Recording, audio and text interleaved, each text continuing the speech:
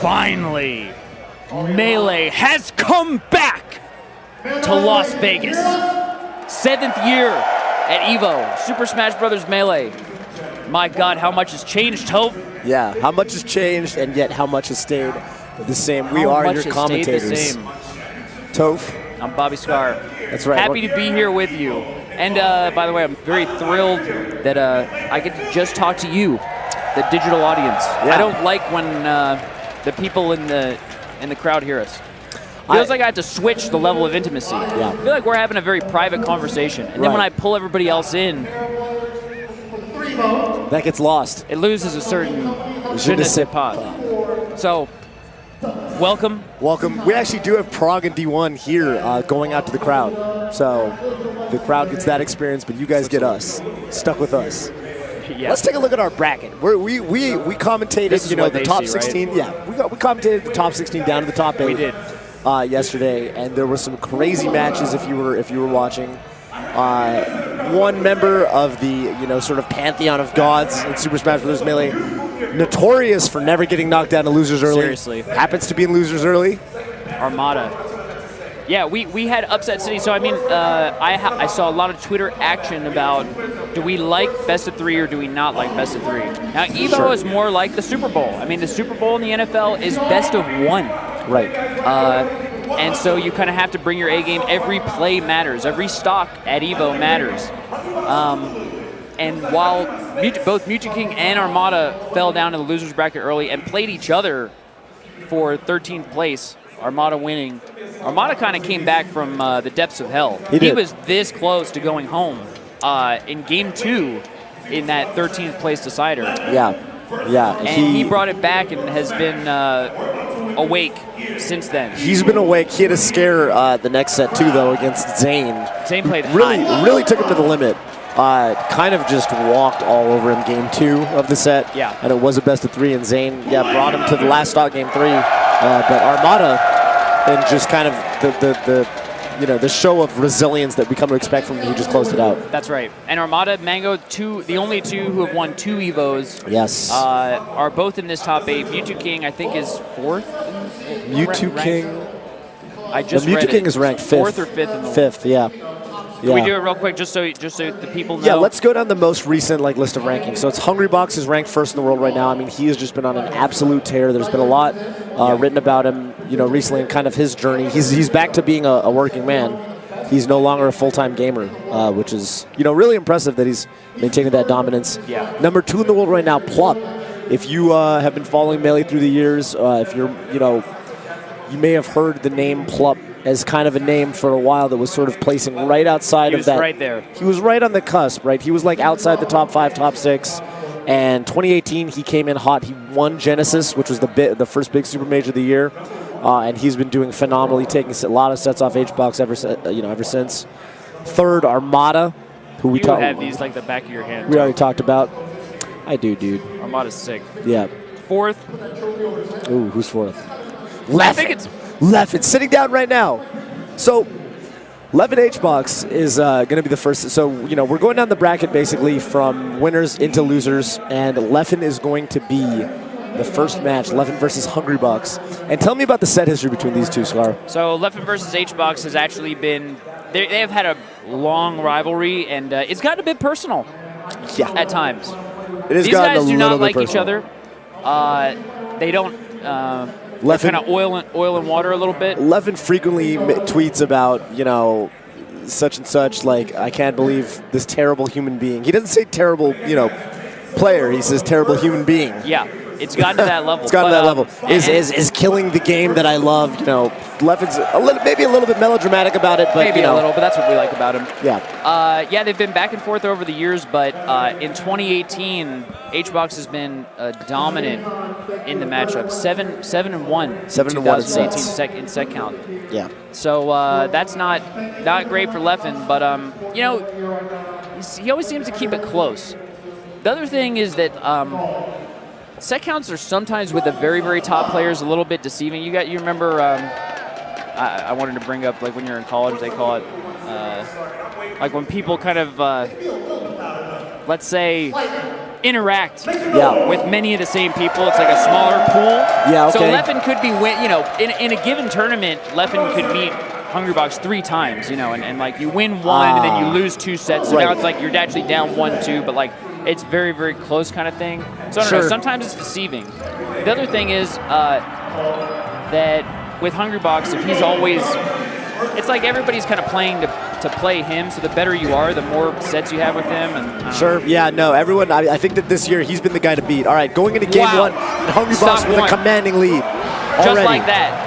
And Toph, what do you do? So Leffen double jumped to grab the ledge. Obviously, Hungrybox was there in time to get the forward air. Is there double jump back? Is that just a timing call? Essentially, like it's just a decision right there. He tried to double jump a little bit further back instead of going to the ledge the way he did, and HBox just sniped him. So like those are essentially like reads, but Jigglypuff can position herself such that she can cover so many of Fox's recovery options when he's off stage that it's really, oh my god. And he is just destroying him right now. Hungrybox came to play. Yeah. Bobby, this is best of 3. This is game 1.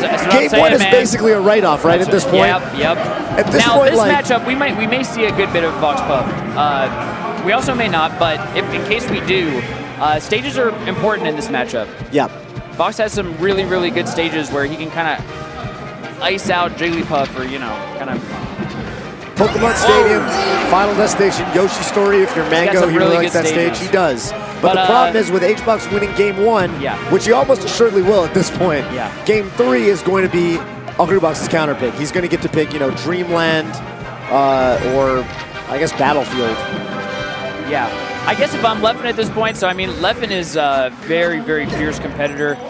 Even when he was not like that, even when he was not as good as he was today, he wanted to be the best. That's his mission. He wants to literally be the best in the world. And so, if you're Leffen right now, okay, you've been practicing, you had a great showing yesterday, now you got your ass beat a little bit. So, you kind of have to recenter. Melee at this level, these players are going to places where almost no one else has gone. It's a very lonely place at the top. Yep. And so, it's obviously very stressful. Hungrybox not looking that stressed, but for Leffen, this is going to be, the next few moments are all going to be about moving past how he feels on the inside. Yeah. Can he refine his center? Can he play in a balanced way? Not too antsy, not too conservative, not too aggressive. Right. You got to find that spot. And that's kind of been his play style, right? Like over the years, we've seen like players like Mango, Armada, Leffen, all these top Foxes pull up now too. Take it to Hungrybox in the same matchup, but they all play very differently, right? And Leffen's kind of has this very balanced playstyle where Armada's more defensive, Mango's more aggressive. So let's see if he can actually get a kill off this. Yeah, he gets the tech chase, up throw, up air. Everybody knows what rest is now, right? Nobody's confused by this. I don't think so. It's a centerpiece of the matchup. It's been a centerpiece since the casual days, right? Since like Smash 64, back in middle school or what have you. I'm not going to explain it. Honestly, though, that down throw to tech chase to get that extra little bit of damage, first of all, that is a very tight reaction. Very difficult to do. There's a lot of ways that HBox can make that tricky. All right, and yeah. Double jump back. In a game, after game 1 where HBox was able to snipe Leffen's recovery every single time, Leffen's doing a little bit better of a job getting past him. That should be the stock there. Is there any DI you can do to not just get repeatedly hit in that situation? If you DI away, you're too far away. Yeah, it looked like Leffen DI too far away, but I feel like there's an in-between, right? You might be able to, like, no DI. Give me a no DI left. Even that, though, you go pretty far. Yeah. All right, so could be a kill, and he gets it. HBox not able to smash you out of these up throw uppers right now. That's a kill setup that HBox can get out of if he inputs, like a, specific direction when the first hit of the up air connects. There's actually a sick video about it. I could tweet about it. Yeah. It'll tell you all you need to know about Smash DI inputs. Oh, he catches the jump. And off the top. Off the top is rough because he has the extra travel time to sort of disappear and lose his stock. So it gives HBox that moment to wake up, right? Yeah, you can't punish rest if you die off the top. I want to just mention that amazing up air that led into that rest, though. HBox, I swear he uses Jigglypuff's up air better than anybody. Yeah, I'm sure. And for those of you FGC heads, I don't know if you remember my old theory from last year. I watch Jigglypuff like I watch Zangief or a grappler. It's all about Puff getting in, and for the other player, it's all about keeping her out. It's there's a similar dynamic for sure. Where like a lot of the time, when one mix-up and you're dead. Yeah. Well, a quarter of your stock, a quarter of your life is dead. Oh! Every stock this game has been an up throw up air. And that was actually sick by Leffen. Hungrybox air dodged and then drifted the other way, trying to trip him up, but Leffen just waited, and I think he actually made the read, like Hungrybox is going to land in front of me, and that's where that stock came from. Yep, absolutely. Leffen on the tightrope. Yeah, HBox knows he will read that tech away a lot of the time because he knows that he doesn't have the fastest running speed, so usually opponents try to tech away from him. And so a lot of the time, HBox will just drift all the way in and like back of them off stage. Hungrybox is in. Okay, back to neutral. Yeah, it's really tough after you get knocked down versus Puff to kind of get back to neutral. Actually, she's able to put those big. She could like perfectly space, you know, around where you kind of get up and put these big aerials on you. Yeah. And you're kind of in a bad spot. So I think that back air has been thought of as basically one of the best, you know, normals in the game for almost a decade now, right? Like Jigglypuff's back air has been a big point of annoyance in a lot of other players, or a lot of other characters' players. Oh! He gets the pound. That knocks down to Leffen techs out of there. Got the tech. See what Leffen's got. And he's got Jigglypuff at death percent now. Yeah. Another up throw up air. An up smash will do it. Oh my god! Hungrybox, that's scary, dude. Yeah, but great awareness by Leffen, but he's just a fraction of a moment too slow. Oh! Honestly, wasn't Leffen, sure. Leffen jumped in a weird way, and like he did not want to be where he wanted to be. He blew his double jump, and I'm pretty sure he hit the A button. He like panicked there. Just as a panic. Yeah. And it happened to hit Hungrybox with a weak nair. Hungrybox is like, yeah, this guy's out of position. I'm gonna get him, and he just misspaced. Got clipped with a nair, and that was it. So that was a scuffle situation. Hungrybox trying to capitalize on a Leffen error. Yeah, but that got scrappy for sure. I mean, moments before that, right, with HBox pounding on the platform by accident, Leffen trying to capitalize, being a little bit slow. Game 3 is going to Battlefield. So typically this will mean that, so what, Leffen probably banned Dreamland. Although the way this set has been going, dude, I think Leffen does better on the big stages. I feel like Dreamland is closer to the Pokemon Stadium dynamic. Well, maybe that's why Hungrybox picked Battlefield. Picked Battlefield, yeah, there's that too. So let's see how this pans out.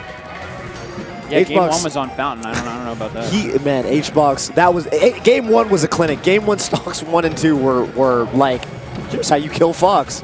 It's crazy, but he gets the up smash. Does it kill? Not quite. Wow, really? Off the side platform too, right? That's surprising. Yeah, I'm actually very surprised. Yeah, you see HBox scouting for that up air now. Kind of trying to catch the timings of the opposing Fox to like see, all right, look, there's sort of a window of time that he can come off the platform, and that's when HBox is going to throw out that up air, because if he knows if it hits, it leads into a rest, and if it doesn't hit, you know, no harm, no foul. That's right. Leffen catches him slipping. We're just scouting it out with the up air. I mean, just reading where Hungrybox is going to be. Oh, that soft nair is getting Leffen a lot of mileage. You see that? And HBox right now down to stock. Yeah, just like that. I mean, after a crazy Game 1, you know, explosive. Oh! Ooh, tech trap. HBox doesn't get the tech trap. He actually doesn't even go up for it. Yeah, it looked like he got like stuck on the ground or something. Yeah, usually it doesn't feel like he lands there. Typically, he up airs, then he double jumps to set up for the next, you know, up air arrest attempt. Ooh, Leffen touched the ground. Oh my, yeah, something's going on. HBox used almost all of his double jump. Yeah, what is this? This is a different HBox from Game 1. Something's going on. He could have shielded that. He could have straight up shielded that. I don't know what HBox. He might have been trying to dash back. He might have been trying to input a jab or something, but that was not a true, you know, like whiff punish. Leffen starting to run away with things. And Hungrybox giving him the ledge pretty often. Leffen taking it. Yep. Short. Okay. Jeez, yeah, Leffen's woken up for sure. Yeah. He's playing around the airspace. Hungrybox not getting in, you know, the way that he really wants to. Oh, Leffen went for a crispy angle there. Yeah. Fox is, you know, he can angle that Firefox in a lot of different directions, but some of them are very difficult to hit. And they sort of, being able to hit them opens up recoveries that most players don't do very often.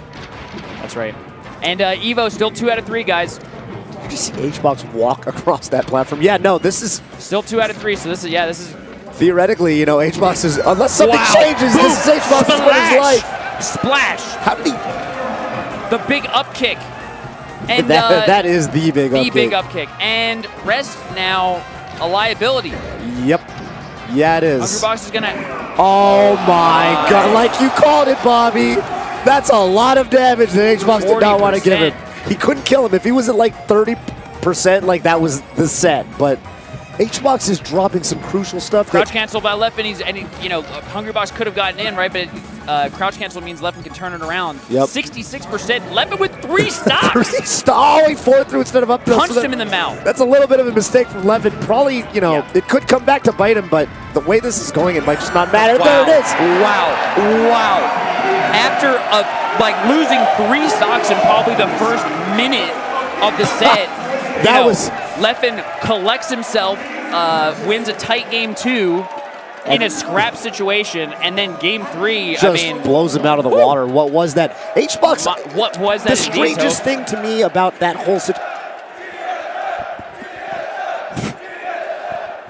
The strangest thing was. The strangest thing to me is that with HBox, we see. Thank you so much. I appreciate that, sir. We see a lot of the time.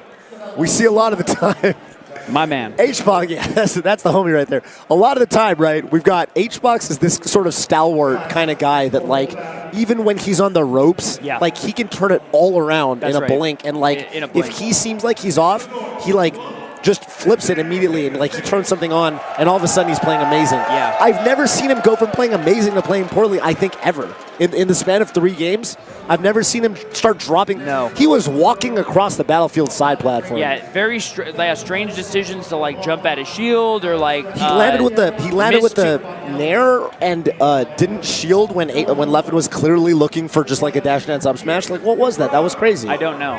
He also picked Battlefield.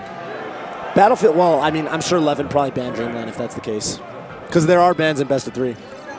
What else is it? Oh, he usually picks Fountain.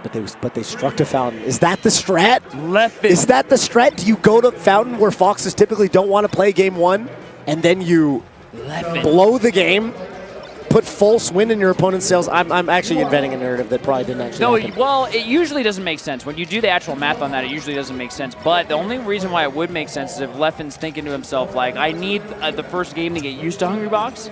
And so I may as well play the first game on a stage that I don't like. It's possible. I mean, you know, who knows? I've thought about this weird, you know, do you pick a bad stage first many times, and I've never come to a satisfying conclusion for why you would want to. Right. Until just now, where it's like, okay, this opponent is super weird, and I need to figure out where they are now. I need a game and maybe get the jitters out. I need some data. I need some data. I need some jitters. I don't necessarily think it was like that intentional of a decision, but I could see a world where it was. I almost just want to ask him later, because, you know, I don't want to put words in my man's mouth. What is the other side of winners? Can you? I'm just thinking maybe Hungrybox should ban Fountain Dreams. I think we have our next competitor sitting down. My man Plup, second best in the world per the recent rankings. Yeah. And Mango, who I think Mango's. Dude, I gotta say, Plup Mango is my favorite winter semis of all time. Like, Plup Mango winter semis is such a classic. They've played so many times in majors. Yes, they But have. for all of that, you know, time, Mango was kind of like, okay, yeah, Plup has beaten him twice at EVO 2016, EVO 2017. Right into it. But historically, Mango's at the edge. And basically, up until this year, Mango has played this from the point of view of the top seed. Now, Plup is the higher seed, and Mango's got to prove himself. So this is a very different world. Oh. Right, Mango, reverse forward smash. Actually sends backwards. He could have probably maybe killed Plup as he was descending with that weird upper there, but, you know, it was a little bit out of range. And he baits the wave dash on a shield with the down tilt and then forward smashes. Another reverse hit. Yeah, that was almost like a frame trap. Oh, you know, it's like God. that forward smash is like not, the frame data is not frame tight or anything. It's just to catch something coming out. Yeah. I think frame trap is a fairly good word for that. All right, so Mango going down the first stock. Seemed like he had, I mean, several opportunities 21. to kill Plup, but you know. Yeah, that one shine Still was a lot of melee to play. But a lot of melee to play for sure, but it is, EVO, every stock counts for sure. And especially versus a player like Plup. Look at that kind of player, you gotta take him seriously. Yeah, Downer sent him all the way off the level. Downer to the middle of the stage just killed Plup, by the way, so that was kind of kooky. Yeah, that's definitely kooky. Yeah. Shield dance bait on the platforms. Kind of it's like a game of chicken, like who's gonna shield drop first. Nah, Plup tries to catch him falling all the way through the platform with the up smash. Mango doesn't take the bait, side B's in the top platform, but Plup closes out the stock anyway. Ooh, yeah. Dash attack at 5. Not, yeah. I don't think that he was trying to do that, to be honest. That looks like a tech flub. Yeah, I agree with you. With Mango, you know, he's the kind of player where he's either moving like, you know, like you've never seen. I feel like oftentimes he's moving faster than I've ever seen anybody move. Like he is the guy who's like setting the new, like, holy crap, this guy's moving fast. Yeah. Or he's moving kind of like, all right. Kind of lackadaisical. He's kind of like making the best of a bad situation. Right, yeah. I feel like he's doing one or the other. And like never in between. Yeah. Oh, the shit.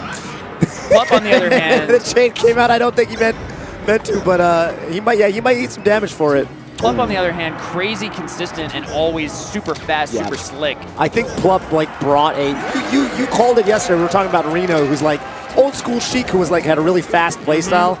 And you called it when you said, you know, we would come to realize as a community that playstyle belonged to Plup. Yeah, he does it better than anyone else ever has and probably ever will. It feels like it's just deeply like who he is as a person. Yeah. It's like you can't act like Plup better than Plup. Plup is definitely like the first, like, because Sheik in the old school days was like a slow kind of, you know, I guess lame character. And I think Plup was like, no. No. I'm going to show you guys why Sheik is, like, sick. Plup starting out, you know, he made his name as a Samus main. Yeah. Where he took another slow character and made her pretty dope. So yeah, I mean, he's kind of been doing it. Yeah. It's kind of his thing. That narrative shield. Mango's got to respect that. Oh. All right, Mango moving. Okay. Nice lasers and beautiful dip under the platform. Oh, all right. Shine back. A little bit of a DI mix up there.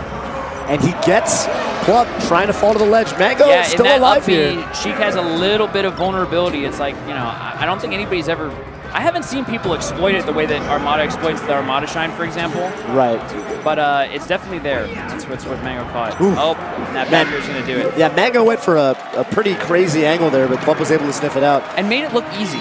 He did, actually. I think a lot of playing Mango is like, Mango actually does, he has a different sort of flow chart to his recovery than most players. A lot of players will like to go to the ledge, and Mango kind of notoriously like really likes to recover high. Mango, no, and the grimace on his face just tells the story. Yeah. A brutal SD. It is horrible. At the same time, you know, if Plup gets a good grab, it could be a 0 to death. So, like, realistically, Mango could be playing from this position anyway, but just you don't want it to happen like that. Not like that. It just hurts. You want them to work for it, right? Yeah, because here it is. This could be the there Mango it is. DI's in on the forward tilts. That was the first stock pick. Yeah, that was brutal. Especially brutal because, like, Mango, as soon as he SD'd, he actually comboed Plup up to, like, 90 and then just, like, missed the forward smash ender, right? That could have been an even game. And now he's down, well, wrapped it up, but it's still a solid stock deficit. Yeah, it's not a good spot. Oh, Plup missing that dash tag. That was like a micro-pixel miss. And bait, but no punish, Toph. Oh. Mango looking for the 3-vo. The 3-vo has been an unfulfilled promise for many years now. Yeah. All right. The crowd's coming alive. The crowd always comes alive in this situation, but you got to wait out the invincibility, crowd. Yeah, that's a Don't good cheer point. yet. That is a good point. Now you can cheer. Mango doing some very creative weight. Like, he's using very... Yeah, the way he's attacking Plup's shield is really, like, interesting. He's, like, doing some empty, you know, he'll empty land and then do a shine. Oh, Plup is sick. Yeah, Plup is crazy. Plup just, and this is his chance to bring it home and take it all the way to winners finals right now. That was sick by Mango. He doesn't get the kill off the top, but jumps out of the laser forward smash. Plup's so... Yeah, he knows. That actually turns into a bit of a pseudo mix-up situation where Mango, he can read the double jump and go up after him. But Plup right now, he's got Mango knocked out of the platform. He's got the up air, gets the grab. Mango's going to have to DI onto the top platform. He gets out. But Plup racking on all the damage in Mango. And he fast fell. He missed his thing, right? But he fast fell. If he didn't fast fall, Randall was there. Wow. Randall was saying, hey, homie, I got you. And Mango was like, no. That's rough. I'm over this. Man, that is rough. Plup with some really, really good like responses to the way Mango's pressuring him. But like more than that, just I think Plup just kind of playing solid when Mango had some, you know, unfortunate mishaps. Yeah. Right? And just kind of like capitalizing. Yeah, that's what you do in that situation when it's, you know, winter semis at EVO. I think Plup's had the edge over Mango. Mango recently. lately, yeah, for sure. All time Mango's actually up, but No, Plump in 2018 is nothing to shake a stick at. Yeah, Mango, in fact, has not yet won a major this year. That's right. Which is crazy. Right. The only one of the top, I think top 6 or whatever. King has. Who has, yeah. Mewtwo King's won a major. That is right. It's sad that he's not here. You know, we can't talk about Mewtwo King because that's one of the most beautiful stories in Melee. You know, Mewtwo King knocked out for 13th place yesterday. He went down to Rishi in winners, the artist formerly known as Smash God. Yeah. And big win for that guy, by the way. Super cool. And then lost to Armada in losers for 13th place, with Armada going down to Swedish Delight. Yeah, who we are going to see soon. Not just yet, but not just soon. yet, but soon. Yeah, Swedish is dope. You think we're going to go in that order? Is our next gonna be Armada? I wager our next match is Armada versus S2J. If I was a betting man.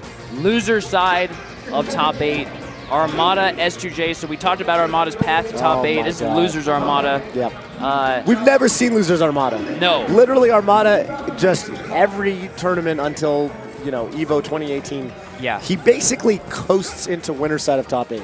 S2J, on the other hand, I don't actually know who sent him to losers. Do you remember?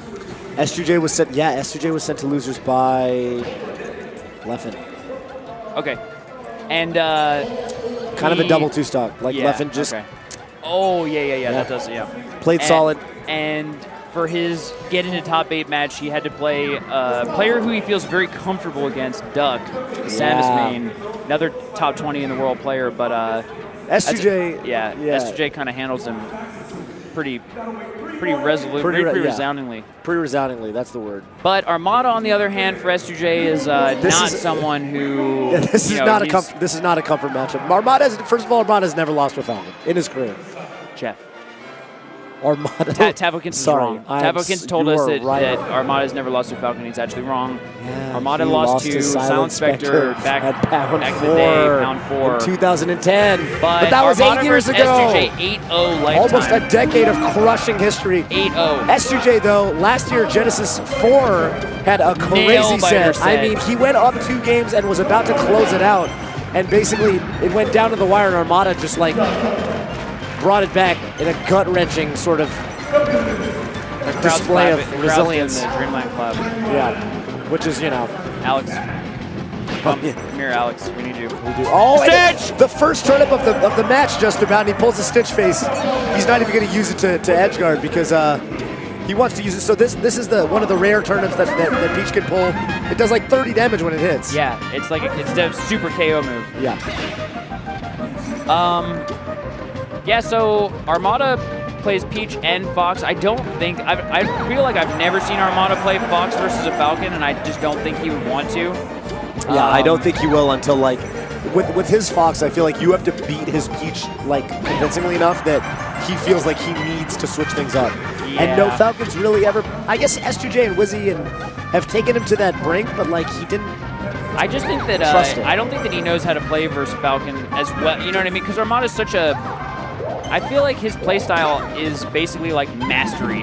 Yeah. Like his actual game plan is I will master the thing. Right. And then just be literally better.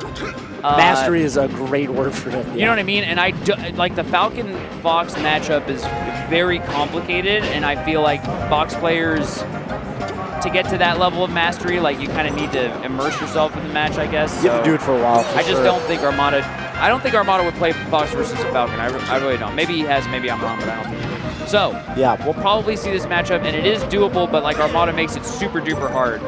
Yeah, and this is the hardest part too, where S2J, see, he got that knee at that and it didn't KO. Almost KO'd Armada at 107%, and it didn't. And because of that, he dropped 2 more stocks, taking Armada to finally 193 before he could kill him. Yeah, speaking of mastery, there's the Peach DI, there's actually the tech nerds, my Falcon tech nerds, I'm a Falcon player in case you didn't know, have actually figured out some things you can do versus Peach to combo even versus Armada DI, but it's very esoteric. All right, Johnny. Meter cancel on the stomp, yeah. And I don't think that S2J knows it, so just Armada makes it so difficult to combo, and how are you going to get Peach up to that high percent and end the stock if you can't reliably combo from a throw? Yeah. It's just tough. It is tough. Like, there's definitely like stuff he can do, but back in the day, the punish game for Falcon was considered a lot easier than it ended up becoming. That was a sick down angle forward tilt. I think he actually could have done that full jump knee, but he backed off. Look how hard SJ is working just for this edge guard. Man, that umbrella is so clutch for Peach. Yeah, it's actually got a huge hitbox. And Armada now is going to take his time recovering again. That should do it, though. Wow. Yeah, that's a big up air. Yeah. That was a pretty good stock from S2J, but yeah, Armada right now, like, he's still looking like a brick wall. Yeah, S2J is going to need 2 big stocks, you know? That's pretty much just what it's going to take. Because as soon as Armada hits him, it's going to be big damage. Okay, he's on top of him. That's it. All right. That could have been death. I really thought he was dead. I mean, he might be dead anyway. Yeah. Oh my God. No, seriously, as soon as he went off stage, I'm pretty sure he was dead. No. Even though he got the up B, like, Falcon doesn't automatically get back. I sort of have this theory that, like, the way to beat Armada is you have to, either you need sick kill setups, which S2J has not yet demonstrated to us, or you need, like, PPMD. Basically, I'm saying you need to be Mute King or you need to be PP. Not necessarily with Marth, but you need to be able to play one of those 2 styles. Either you're getting these crazy, you know, Tipper-esque setups with whatever your character is, or you're playing that War of Attrition, you're playing his game at least almost as well as he does. Yeah, Take him to Yoshi's story. Totally agree. Because Armada's basically, the reason why that's true, I think, is because Armada's, I'm just going to say it, his offense and his defense are so crazy. Like, if you're not playing the War of Attrition and you have openings or whatever, you're going to get hit eventually, and Armada will kill you. Right. So you damn well better kill him, you know, if you get in. Yeah. Otherwise, you got to just play the War of Attrition style and just beat him in the long game. There's no third option where, you know, you don't win lots of neutrals. S2J is making it work right now, though. Yoshi's story is looking a lot more comfortable. Yes. Oh my God. Yeah, if you can get that weak knee. So Falcon's moves are super interesting. I think that Topaz, you were saying, is like a super well-designed character. Like, I love he's got very interesting moves. Like, the up air is this massive hitbox, but way less hit stun than, like, the second hit of Nair or even weak knee. And they take longer to come out. So it's like this interesting mix of his aerials where, you know, it's a balance of hit stun and like where the trajectory kind of sends you. So anyway. Yeah, knockback. That was almost a great, that was like the Canoper stomp if Johnny got that. Yeah. If S2J hit that stomp. I don't think. Oh! He makes it so Armada, maybe he tried to jab him out of that. But if you have a turnip over you and you press the A button, you pick up the turnip. So Armada couldn't jab there. Probably sort of an unintentional exchange. It's like the opponent option select. He option selected something for Armada. Yeah. You know, you can't Armada knows he can't DI up. You want to DI usually up and in on the knee, but if he DIs up that high up, he'll die off the top. So he tries DIing down, but that doesn't save him either. So Armada can still do this for sure and bring it back, but the way that S2J is playing, you know, he's doing consistent, getting consistent first hits at neutral. This is, I think, going to be the decider, you know, this stock right here, because if Armada can take it relatively cleanly, it's just such a morale changer, such a momentum changer. Yep. Uh-oh. Not how you want it to look. Him off, okay. He gets clipped by the up B. He gets hugged. That up air was so sick by S2J. Okay, so S2J was in a situation where he got knocked off facing the wrong way and had a couple choices that are like obvious. One is double jump immediately, try to get over Peach. 2 is try to get under Peach with like a double jump back. Both of them are very risky. What S2J decided to do was go low and then double jump, but with a reverse up air hitbox out, and it just kind of like added that little ingredient that made it like not straightforward for Armada to just punish. Almost every other Falcon that I've seen in that situation will double jump back and do like a back air or whatever, but that up air was really so key. Interesting. And here we go, game 3 on Battlefield, which is I think a neutral stage. Honestly, S2J can without a doubt win this game. Oh yeah. And Armada, again, like top player in the world, you know, is number 3 in the global ranks. He's a 2-time EVO champion. Ooh. This is his losers bracket versus S2J, who's up a clean stock, who's playing sick, He's playing amazing. This is Armada on actually, the ropes again. I gotta tell you, this is reminding me a lot of the 11H box set. Yeah. With Game 3 on Battlefield, Game 1 on sort of the Dreamland, yeah. respective floaties stage of choice with a blowout win. And all of a sudden, Game 3, and it looks like a whole different set. Let's see what, and he up throws. Interesting choice. I get that. The nair's good. Yeah. Oh, he baited it out, but that was a questionable decision to do that up air. Yup, and Armada piles on the damage. S2J is questionable Falcon kick. Yeah, S2J is shaking his head. I think he knew. He knew. Falcon kick is a move that people do to recover because it gives you a double jump when you come out of it. But the problem is you're locked into it for so long. And S2J trying to box Armada out right now. Could he have confirmed into an either, Bobby? He could have, but he got stuck. He didn't dash back. He didn't dash back after that back air. But that's the back air that you want as Falcon. Whoa! Whoa! That's a knee! Oh, that's a knee! He gets the reverse knee, though. He survives. I gotta say, okay, he's playing fast, but he's not getting his confirms. Like, Armada should be dead twice over. But it's okay. I mean, you know, the neutral, I think, is probably more important if there is a more important, but... Oh, sure. Spaghetti! Armada with the float land, and Armada's turn, but S2J kind of gets out. The pressure's still on, though. He's not, okay, so just S2J's not going to win playing like this. That's all I'm going to say. S2J's freaking out right now. You can't freak out against Armada. Look at it, he just double jumps into the turnip. But Armada, how does he let it back? Why is S2J alive right now? Yes. I don't know, man. I think they're both freaking out. They are both freaking out, I agree. And by the way, the speakers in the Mandalay Bay are so sick that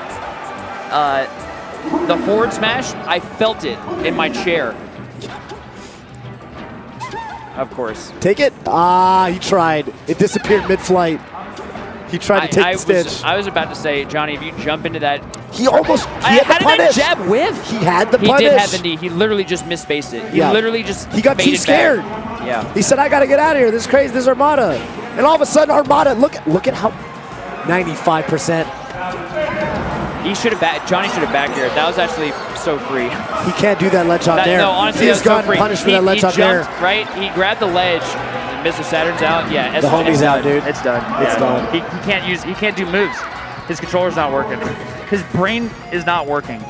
His adrenaline levels got so high, I think, that he just can't win right now. I think he saw the trophy. If he can, he saw the trophy. That's actually literally what happened. Toph, can you explain what you? Because it's so important. As soon as you think to yourself, the worst thing you can think to yourself when you're about to make an upset is, oh my God, I'm going to beat this guy. It's just the worst thing you can think to yourself. Because literally, basically, what I just saw happen. You gotta keep thoughts like that out of your head. I don't even want to talk about the match anymore because it's over. It's so sad because.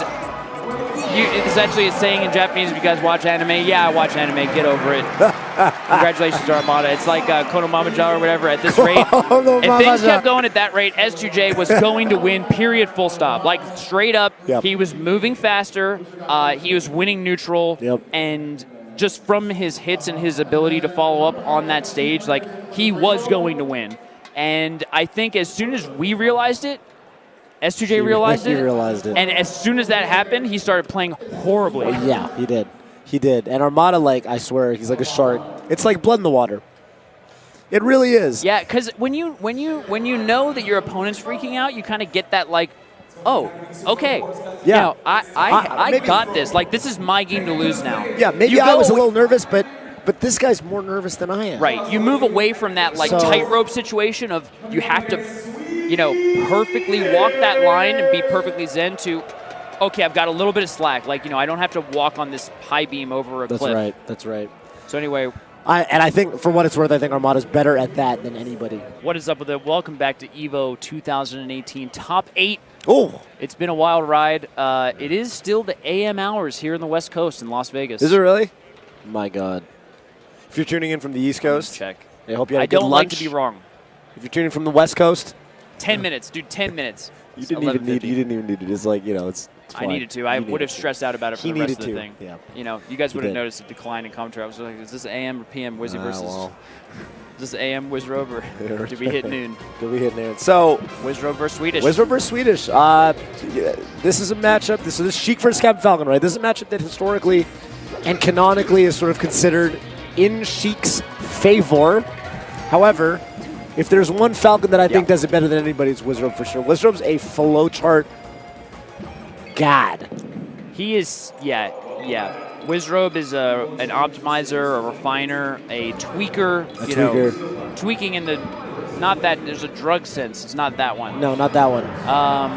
Just like tinkering. Tinkering. He's a tinkerer. And he's I have definitely it like from good a authority that Swedish has told us that he's most super duper worried about Wizzy despite the matchup. Yeah. Because the last time Swedish has beaten him, I think, was at 2015. I think it was Big House 5 in 2015. Mm-hmm. That's right, Big House 2015. Wizzy's definitely had the edge lately. Wizzy going for that dash back out of crouch tech chase.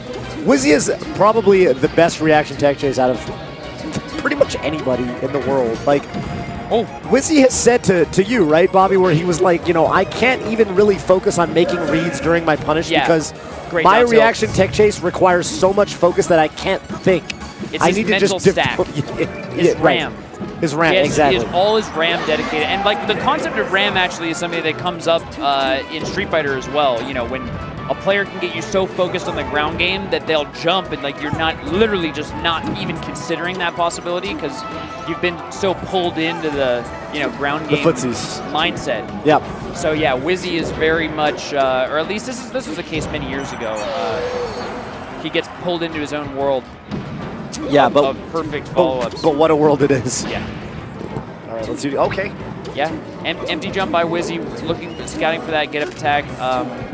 It looks like that was a deliberate decision to be like, okay, what I can do is I can cover 3 out of the 4 options, but if he rolls in, I'm going to miss it, so whatever.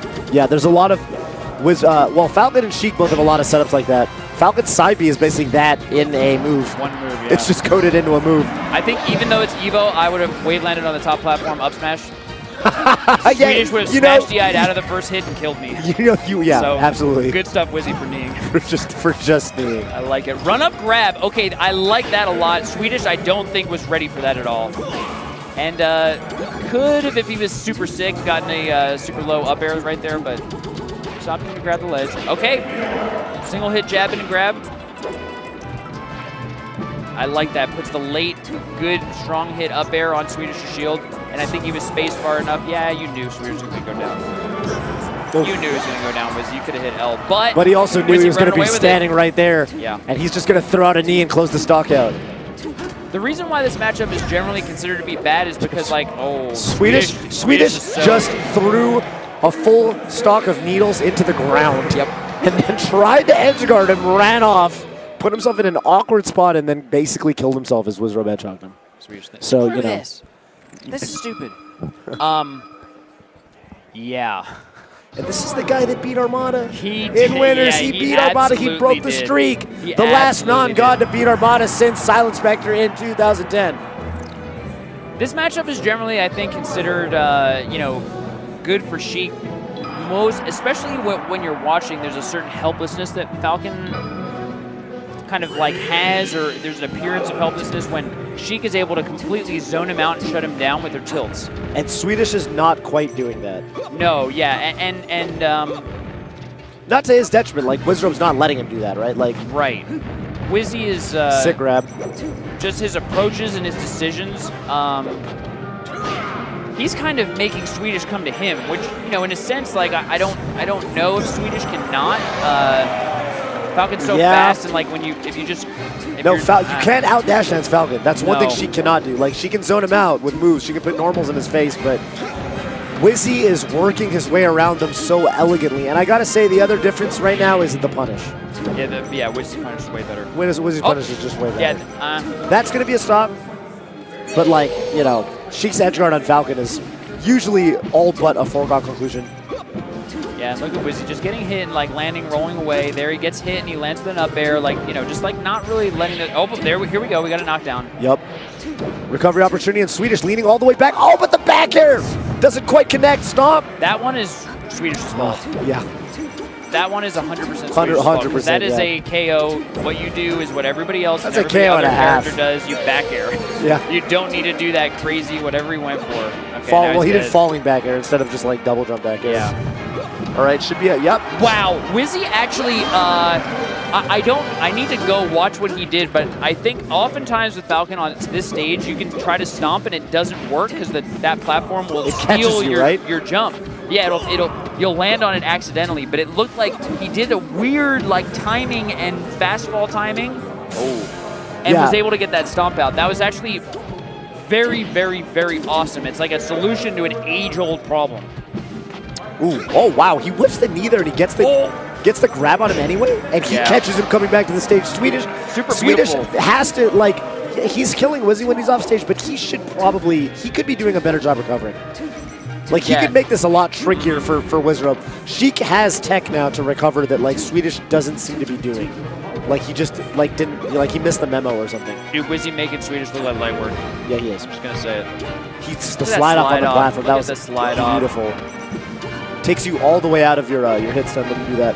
Wizzy spacing making Swedish look free. Yeah, a little bit. Oh my god. Yeah. Oh my god. He could have followed that up. That was a double knee. Yeah. But, you know, this literally is just does not matter. Yeah. It literally just doesn't matter. Swedish still has his double jump, so I mean, it's not like super free. But yeah, at that point, when Sheik's forced to land on the stage, reverse B is just going to do it. The problem is that, like, Swedish didn't, there is, like, a way to sort of do a pseudo recovery mix-up with the up B that, like, so, like, Laudadness kind of brought that to the table at first. Plump has gotten pretty good at it. Yeah. And Swedish, like, it looks like he's just never seen another Sheik do that. Like, it looked like he recovered, like, he was just like, well, I guess I got to get back to the stage. He, like, upbeat and landed on the stage, like, I guess I'm getting kneed. And, like, he didn't do any of the tricky stuff. You got to at least test their execution. You know, I don't know. But I get that, like, you know, hey, Wizzy is like, when you're getting kind of slammed like that, it is hard to sort of pull it together. And yeah. I mean, honestly, super beautiful play by Wizrobe. Oh, yeah. That was playing super sick. But big congratulations to Swedish Delight. I mean, he is our first player eliminated of the day. Yep. Wait, second, right? Johnny got eliminated. Johnny and S2J and Swedish Delight. I don't know if S2J had, like, you know, obviously an incredible showing at 7th place, but I'm not sure if he had, like, a super huge wins. I'm really not sure. Right. But Swedish, I mean, had a hell of a Saturday. Yeah, he had one heck of a Saturday. Facing against, you know, somebody who admittedly is a nightmare matchup for him, and we really saw why. And Wizrobe, obviously a super scary player, so cannot take anything away from Swedish. Super congratulations to him. Yeah, absolutely congratulations to him. But coming up next is an EVO Finals matchup. And these guys just played last night. It's Mago versus Armada. An EVO Final matchup. Yeah, this is happening here for 5th place. 5th place. Loser gets 5th. This was Grand Finals last year. Loser of this will get 5th place. Armada beat him last year in Grand Finals. Armada beat him last night 3-1 in a show match. But see me in a best of 3, says Mango. Yes, he says Mango. And he will. And he will. Mango also said on Twitter moments ago, it's like I don't even want to win. Which, yeah, that's what it looked like when you played Plub. Yeah. I agree. I mean, he's not saying that, like, I don't want to win. He's saying, like, oh, my God, I can't believe, you know, those SDs happened, right? Yeah. Just to be clear here. Just to be Don't want anyone saying, oh, Mango didn't want to win. So Mango versus Armada, I'm looking at the TAFO stats that are just sent to me. In 2018, we've got a 1-0 record for Mango over Armada. Smash Summit. However, in 2017, it was 7-2 for Armada. Yeah. But in 2016, it was 7-3 for Mango. Yeah, no, but then in 2015, it was 7-2 for Armada, all the way back to 2014, where it was 7-6. Yeah. So, you know, it looks like, you know, their history, their all-time, Armada's up 27 sets to 21. From 2009 when they first met all the way up to 2014, they were neck and neck, and then we were trading blows in years.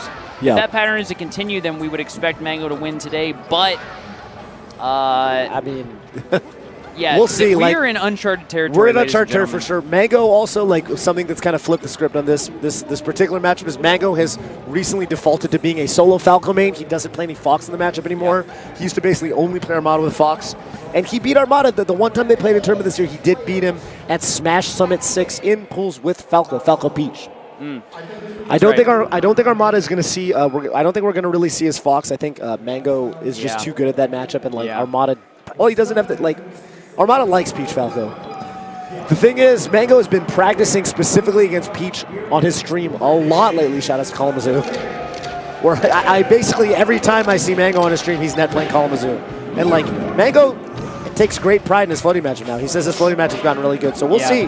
Well, it's going to be put to the test because, I mean, Wizzy Hungrybox is slated in the loser side, but it could be, for Mango, if he does want the 3-vo, it could be both Armada and Hungrybox. Yeah. Armada has been taken to the ropes more times in the past 2 days than I think I have seen, over the course of multiple years. Armada! You see that edge go? Yeah, that was a classic. That was a classic Armada. Yeah. Oh. I like the waveland off the platform. Armada, no. He rolls off the ledge and he presses L to probably shield. Shield, yeah, but sometimes rolling to the ledge actually puts you off the stage like that. P-Test, I don't actually know the difference of when it does and when it doesn't. It actually is always a heartbreaker though, because if you expect to be on the stage and you're not, it's not good in this game. Yeah, actually air dodging off the stage is probably the #1 thing that I think basically every Melee player, young and old, veteran or newcomer can relate to. 2 missed L cancels for Mango in the most recent 20 seconds or so. Is that a stitch? I'm actually not great at recognizing stitches. That was not a stitch. He finds him up there, but it is not Yoshi's story and it is not Battlefield. FOD with a high enough ceiling. I actually still can't believe Armada survived that. That's crazy. Forward smash? He's not. Wow. The platform wasn't low enough. FOD platforms with extremely variable heights. And I think that Mango probably freestyled that because I think he just felt that it would probably hit. I don't think that was labbed or anything. No, I agree. And the feeling was just wrong. Sometimes intuition betrays you. Especially with the... Ooh, oh! Mango even waited like a tick before throwing out the forward smash, but Armada held on to shield for that long. Yeah, oh, Mango double jumping back with the dare, and Armada just sniffs it out, saying, come to me. Please throw all those arrows at me. I will sit here and I will punish you when you're done. And, Mango, a community favorite. He's one of the truest heroes of Melee, and as a result, we've got a pretty quiet crowd here in Mandalay Bay. Yeah, but I think Armada's just as much of a, well, not just as much, but he's a favorite in a lot of ways as well, right? Yeah. And I think that, seeing either one of these guys go out in 5th place is... Totally. But there's Mango fanatics. There's people who turn the stream off when Mango loses. Wow, what an edge guard from Armada. Yep. What recognition. What game sense to realize, I can actually edge hog him, and it's going to take some time. I have to drop all the way down. And you saw Armada kind of lean back in his chair as he was doing it I hope this works. Yeah. I think it should. Armada pretty sure it will, but...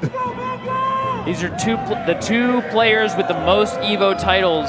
Yeah. Mango and Armada, both with 2 wins apiece. And they're both looking for that 3-vo. Here they are Stadium. on Stadium. This was the first time the first set they ever played at Genesis 1 where Mango played him with Falco. In winners, remember that? I do. He went back to Jigglypuff in losers, but the first set they ever played. Got ended. That was game 5. It was close. Armada actually went Fox versus Mango, and then he got ended. Yeah. Yeah. And Armada sniffs that out every day of the week. All over it. Mango looking down to the ground a little bit, looking for his center, I think. Yeah. Trying to calm himself. Can he kill him off the top? Even with Pokemon Stadium's low ceiling, Armada does not die off the top. He's getting stuck in his movement, to be honest. I'm seeing, Mango's just getting stuck. Not playing hot. He needs to get hot. Yeah, he needs to get hot. He's definitely he's a hot or cold kind of guy. Oh, that was a read. That was a read on Armada's movement. Oh, wiggles out, but I don't think that he was even ready for his own wiggle out.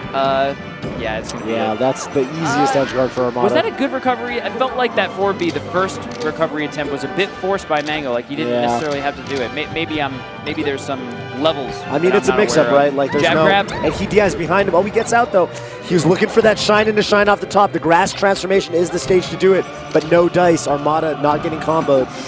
Armada's pulling away with this. He grabs Mango out of it. He grabs him out of the downer startup, which is wild. Mango's just not finding anything. Yeah, and Armada's just mashing that down smash, and it is working out. It's almost like, you don't always see the game plan perfectly, but it's almost like I don't even know how Mango's planning on getting in. Right. I just haven't seen it work. Yeah, it does look like Armada's just one step ahead in terms of the not the preparation, but the game plan, I guess. Yeah, it's like his neutral is, okay, that's a stock. Yeah, that's a stock. It's just like the neutral, Mango's not getting any openings. Be it from grabs or from straight hits. So potentially Mango's last stock of EVO 2018. On Stadium, Falco, Peach, coming down with a back air, jumps over. Oh, Armada. weaving around the down smashes. But yeah, Armada's just shielding all the pressure. Mango doing all he can not to get down smash here. Like, he is playing with fire. That down smash can be so devastating. It's everywhere. Up to 59, no double jump. And that was a pretty convincing 2-0. Yeah. Two champions face off, and one falls. Mango at 5th. Mango at 5th. And Armada The loses second bracket god to Armada, fall. man. And to be honest, I'm looking at both of these players and their body language. I don't see any smiles. No. I see no joy. Because this has become, the same way that we talked about Leffen and Hungrybox, a rivalry. Yeah. Some amount of malice, Well, that's gotten to a personal level. Well, with Leffen and HBox, I think there's malice. I think with Mango and Armada, it's all love, That's where right? I was going. That's where you're going? That's where I was going. Oh, okay. Unlike them, Mango and Armada, I think, have a respect for each other. They've shaped the game in a very real sense over the years. Together. The very first EVO, I'm getting nerd chills. If you all don't know, the reason why we're here is because our community, on the brink of disappearing, came together around an EVO donation drive in 2013. We raised $94,000 to beat every other small community who was trying to come back to EVO. And we won. So, we took our game, which was entirely grassroots at the time, no money behind us, no sponsored tournaments or anything. And we, through sheer force of will and passion, brought the community back to this stage. And in that tournament in 2013, Mango and Armada played, I think, again for 5th, I believe, or maybe it was for 3rd or something, or for 4th. For 3rd and 4th, yeah. And Mango won, and, the two players embraced, and I remember Armada said something to the effect of, good shit, pardon my French. You got this, but now you have to win. You can't take my torch and lose. You can't bust her out. And Mango did win, and it's like one of those moments that I think pulled those two players together. And so anyway, they've been through thick and thin together, and I think it probably really sucks to just run into each other and have it kind of go out like that. Yeah. I think that they usually embrace when they know it was a good set. And that was not a good set. That was not necessarily a good set, yeah. We're going to take a look at the bracket. Once again, Mango out at 5th, S2J and Swedish out at 7th. That's right. Next up is going to be two players who hail from Florida.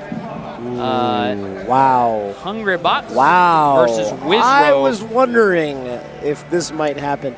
So, there's one player outside of the gods that has been doing very well against Hungrybox. Very, very well.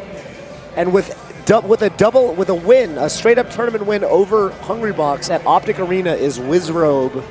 And Hungrybox, if he wants to bring, he's the top seed at this tournament. He's rank 1 player right now, and if he wants to bring it to grand finals through losers, he's going to have to get through Wizrobe. No two ways about it.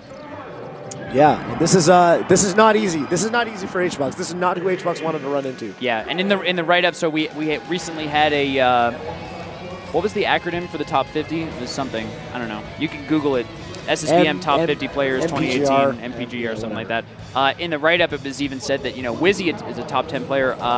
His rivals or demons or good matchups are not what you would expect. He's one of the few players who is able to take sets off of Hungrybox, outside of the super top. Right. And one of his hardest matchups is versus Mango. Who Mango is actually his demon, which is unlike I guess the rest of most of the other players, in that 6 to 10 or 7 to 10 and 7 to 15 echelon, right outside the gods. Yep. Most of those guys, a lot of them have taken sets off Mango. Westballs has taken a lot of sets off Mango, but they tend to struggle with other players like Armada, Hungrybox. But Wizzy, he's kind of got a different. Well, he's got a very different play style, and he plays a different character. Absolutely. And I think that also hailing from the same region as Hungrybox gives him a little bit of an edge because, obviously not that they're playing together a lot, but I think that, at least they have some history of meeting at tournaments and things like that, going to at least regionals in the same area. Yeah, that's right. And according to my data, their most recent record is 3-2 with Hungrybox with the edge there, but 3-2 quite close. MomoCon very recently in May was actually as a 3-0 for Hungrybox, but let me look. We've got Optic Arena, Hungrybox winning. in winners finals, but then Wizzy winning in grand finals. In two sets, yeah. We'll see. So it's pretty back and forth, like, you know. And to be clear, I'm talking up Wizzy here because HBox is the favorite. At the end of the day, yeah, this is a good matchup for Wizzy, but the onus is still on him to prove he can do it. That's right. Against That's absolutely the right. #1 player in the world. Yeah, it by no means is Wizzy the favorite. He's just able to do it where very few are. Right. Oh, right double now, jumps into that forward air, and yeah, Wizzy pulling back, it's just not gonna work. Oh my God, HBox making that more complicated than it needed to be, but at the same time, kind of made it look easy. He's also rapping to himself right now. Hungrybox muttering some chants. Yeah, some incantations. Yeah. Which he's done before. Yeah, oh yeah. Big House 3 against PP when he rapped, I think, something from Yeezus. That's right. Yeah. Black Skinhead, I think. That goes down in more or less infamy. Yep. But Wizzy's a funny guy, man. I feel like disturbed by almost nothing. You know, he's so happy to just be Wizzy. and be Wizzy he shall. Yeah. Whether you're smiling or crying, right. He's going to be Wizzy. He's going to be Wizzy. And there he is, moving and grooving, finding that up air, no conversion. But, you know, Wizzy, I love this about Wizzy. You know, we talked about kind of like Falcon has been typecast as a specific character with a specific play style, but Wizzy kind of challenged that. He wanted that so bad. Yeah, Wizzy's the player who can find an up air at 0 and take the 10% and move on. Where, you know, and the reason why I think that's so impressive is because in every other matchup, you know, like with Marth or Sheik, an up air will turn into something major. And so, you know, it's kind of drilled into your DNA if you want to win to go chase, you know, find that next hit. But yeah, Wizzy's, he has some discipline that very few Falcons really have. And Hungrybox opting for forward smash there instead of rest because you can't punish it. And he's going to take the stock. Yeah, he's going to take the stock and not lose his own stock, which he would have had he rested.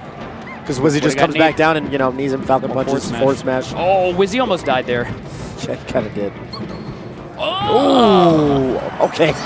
He knees him plays like 5 times. Yeah, very strange that Hungrybox just jumped out and, like, didn't jump out with, well, I guess let's say, like, a forward air or an air. I guess he didn't expect the next one. I guess. I did. Yeah, but maybe that's my Falcon blood. Those are the things we have in common. Yeah. I mean, Wizzy. Right. Oh! Second hit in air only is awesome. You're definitely going to get another hit after that. Wizzy knows. Wizzy knows! But no KO. Hungrybox's DI and his percent is just a little bit too low. See, the thing that's sick about Wizzy is he approaches the matchup differently. Like, he's not looking for, you know, grab confirms. Yeah. And so whereas with many other Falcons, I mean, I'm no exception. I'm most worried for myself. You know, it's like when Puff gets to this percent, it's like, how are you going to get him? How are you going to kill him? Like, you're not really going to find a down throw knee. Wizzy's going to find hits in other ways. Yeah. One thing that I saw a lot of him do at Optic Arena that he's not really doing in this, like, right now is, a lot of that. To do it, right? Yeah, the full jumps and the double jumps to, like, kind of coax out a Hungrybox aerial, and then he falls on top of him with a punish. Yeah, Falcon, one of the few characters who, like, is able to, it's so interesting, like, almost every character they have, like, you can give them little numbers that represent, wow, Wizzy alive somehow, some way, but I like the idea. Didn't work that time. The Falcon kick, when he lands, it has a sort of, if y'all have ever played Yoshi, like Yoshi, when he ground pounds, there's like a ground hitbox. Falcon gets that with Falcon kick, but it's only if you're like standing right next to where he lands. It's not that good. But similarly to the ground pound in Yoshi games, like, you're also stuck there for a little while, so. Hungrybox thinking about something. He is thinking about something. Do you think he knows that the camera was on him, or is that he just... 100% knew the camera was on him. That's the feeling that I get too. Every character in Melee, it's super interesting. They have different speeds and ability and mobility, like on the ground and horizontally in the air and vertically in the air. Yeah. Jigglypuff generally is like 100% air superiority over pretty much every character when it comes to like the diagonal, kind of like own the whole XY coordinate space. very few characters can really like compete with her in a true diagonal kind of sense, but Falcon has the horizontal and vertical aerial mobility to, I think, be able to kind of do things that few other characters can. Yeah, actually contest her, right? Yeah, and that's what Wizzy was. He doesn't have the aerials for sure to like straight up win in that kind of fight, but he's able to outmaneuver in the air. And that's what I think, Toph, you were saying Wizzy did. Ooh. Wow, horrible DI. Yeah, kind of. Hungrybox to get hit by 2 up airs into a knee, but maybe he knew he was going to live anyway, and that's, I think, what matters most. You know, the percent's one thing, but, you know, Hungrybox living to fight another day with this stock. Yeah, that's more important. I guess if he DIs away, maybe he gets hit with a knee closer to the blast zone. Right, and then, like, could that die. Might be it. No. Wow, yeah. That's a heartbreaker for Falcon in my mind. Like, it's just, yeah, hard to get these clean hits on Puff, and especially at the high percents. Like, exactly. You can't get the combos into the combo ender at the high percents anymore. So it kind of feels like, you know, the delicate balance of the game. Like, the thing that makes floaty so cool is that, you know, they can recover, but if you hit them at high percent with a good move, that they just are gonna die. It kind of feels like DI has made it so much harder. It's kind of, I don't know. Yeah, I agree with that. And Wizzy taking the first lead in this set. That there was super risky, but, you know, the fact that it hit, and I think Wizzy's doing a great job of choosing, I guess, he's fast falling at timings where I think he's keeping the hitboxes out for a little bit longer. Boom. Ooh. Oh, he tried. H-Box tried to go up. I actually wonder. Super scary double jump for Wizzy. I actually think H-Box tried to up air. I think he tried to read the double jump with an up air, and he got a forward air instead. There's Wizzy coming down above him with that up air, working his way in from above the way, you know, manipulating his fastball. And that was scary. You never want to get knocked out next to Puff. No, you don't, yeah. But if you do, you at least better hit the tech, and Wizzy did. If you don't hit the tech, that's a rest every time. Jab, reset, rest. And I don't know if Wizzy made a read there or if that was a reaction, but it is like it's very difficult to get down for a knee because of a 50-50, where if Puff DIs in, it's just full jump knee. But if she DIs away, you kind of have to run towards her. Yeah. And so you kind of have to pick. And if you can, I think, theoretically react to it, but it's super duper tight. Very difficult. Wizzy's like for sure one of the best Falcon, or like the best Falcon in doing it. I swear to God, he makes it look so much more doable than everyone else does. Yeah, like there. At that moment, for some reason, I had an intuition that he was going to DI in, though. So I think Wizzy knew, too. Wizzy had the Falcon mind. The Sharingan. The Sharingan. The blood. The Falcon blood. Oh! And he no punish. He doesn't rest. Yeah. Beautiful up air. Yeah. Falcon, another one of the many characters that cannot grab Jigglypuff when she's crouching. Crouch just puts her, low profiles her under the grab. Wizzy put himself in the corner. Yeah, this is scary. And he tries to get that double jump. He fast falls a little early, comes down. Yep. Yeah, look at all that hit stun off the mirror, just like you talked about. I think weak knee is also similarly quite good as far as, you know, hit stun's concerned. Relative at least to how, like, you know, how little damage it does, right? Yeah. Ooh, landing with back air? Yeah, I thought so. I don't know. Oh my! I hate when. I shouldn't complain, but Jigglypuff's grab goes so far sometimes. Oh my God! Yeah, for how like stubby her arms are. What the heck? She has a really big grab range. Wizzy looked like he spaced it, but. Oh, and he has no job. Yeah, he's dead. Hungrybox is going to be able to take this stop. Yeah. Props to Wizzy for being able to get the hard DI in while also trying to drift out. I actually think that's kind of hard to do, but it's just not going to matter. That edge guard is just too good. Like, Puff's offstage game is too strong and Falcon's is too weak. He's got to do it on stage, but do it on stage he shall. He brings it to a last stop. Careful, Wizzy. Yeah, careful, Wizzy. I love that he gets the up air again. He gets the up air, takes the damage, shields. Oh my. Oh my! I don't think he can kill. No, I don't think he can kill. Okay, yeah, I see what he went for. He wanted to maybe get a nipple spike. And that would have done it. I think he was thinking, okay, will Falcon Punch kill? Probably not. No. Will forward smash kill? No, I don't. Oh! And that might do it. No, Hungrybox survives. He needed a couple, like, honestly, like 3 or 4 more %, I think it would have been. Wow. All right, potentially Wizzy's last stock of EVO 2018, or we're going to go to a game 3. Wizzy! Oh, he runs into the pound. He techs out, though. Not too bad. Up air. Hungrybox does not want to take much more damage because up air is going to start killing. That was such a crazy knee that he threw out. It was so close. Yeah. Back The air. back air, weak back air. Oh, and that's gonna combo that! He had that up air every day of the week. I can't believe that didn't combo. Wizzy was just too slow off the block. Yeah. Start by the way. Hungrybox's, well, actually, it might be crazy camera work, but Hungrybox's face, that's it. And that's gonna do it. Back air's just too That's strong it. of a move. H-Box taking to game 3. Wizzy Wizrobe. closing it out. Wizrobe, can he do it? Hungrybox out at 5th is a world that I almost don't believe exists. We don't see it very often, I will tell you that right now.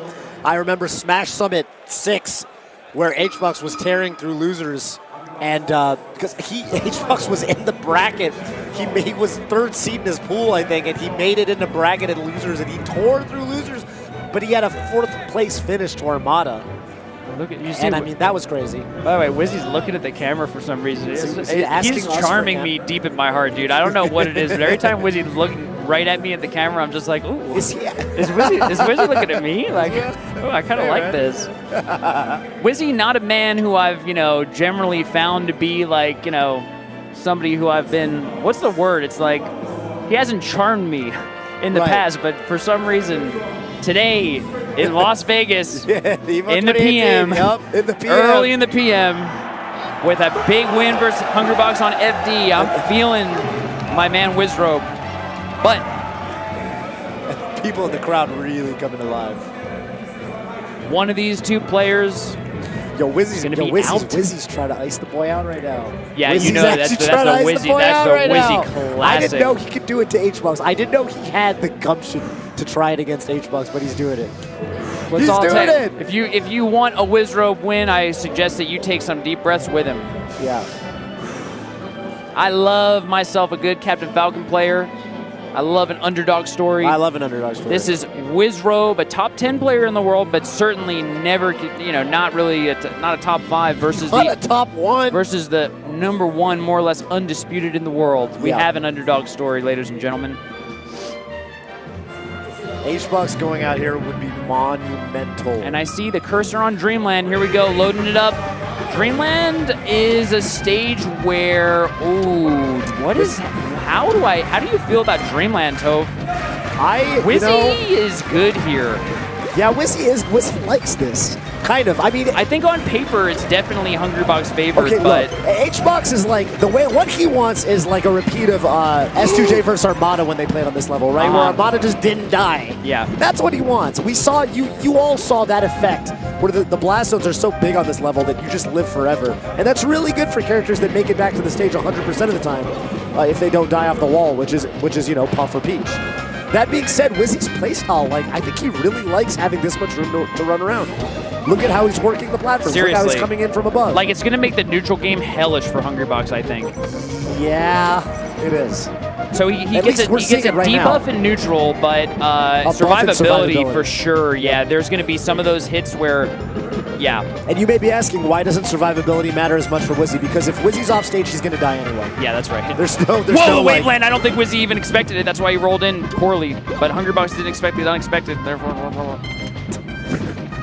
couldn't have put it better myself. You guys follow? Oh, the read! DI'd in. That's a mistake. That is a mistake. That could have been a trade, but he gets it. Wizzy makes that look easier than anyone else. Wizzy made that look so free. I actually was like, he's probably good. I'm going to give him betting man. I would have taken 3-1 odds. He's missing. I would have lost. Yep. I'm not going to bet that way again. I'll tell you that. Haters. Oh, yeah, Wizzy! You see, this is that full jump style. See the drift in from above. He's making Hungrybox roll, Toph. Hungrybox is on the ground in shield rolling. Yep. He kind of has to. Puff doesn't have a great. Oh, that could have been. Okay, he smashed us out of the air, but he's going to get the knee. Wizzy is. No kill. And see, that's Dreamland, right? That's Dreamland. And here's the thing about Wizzy, Toph. Hit me.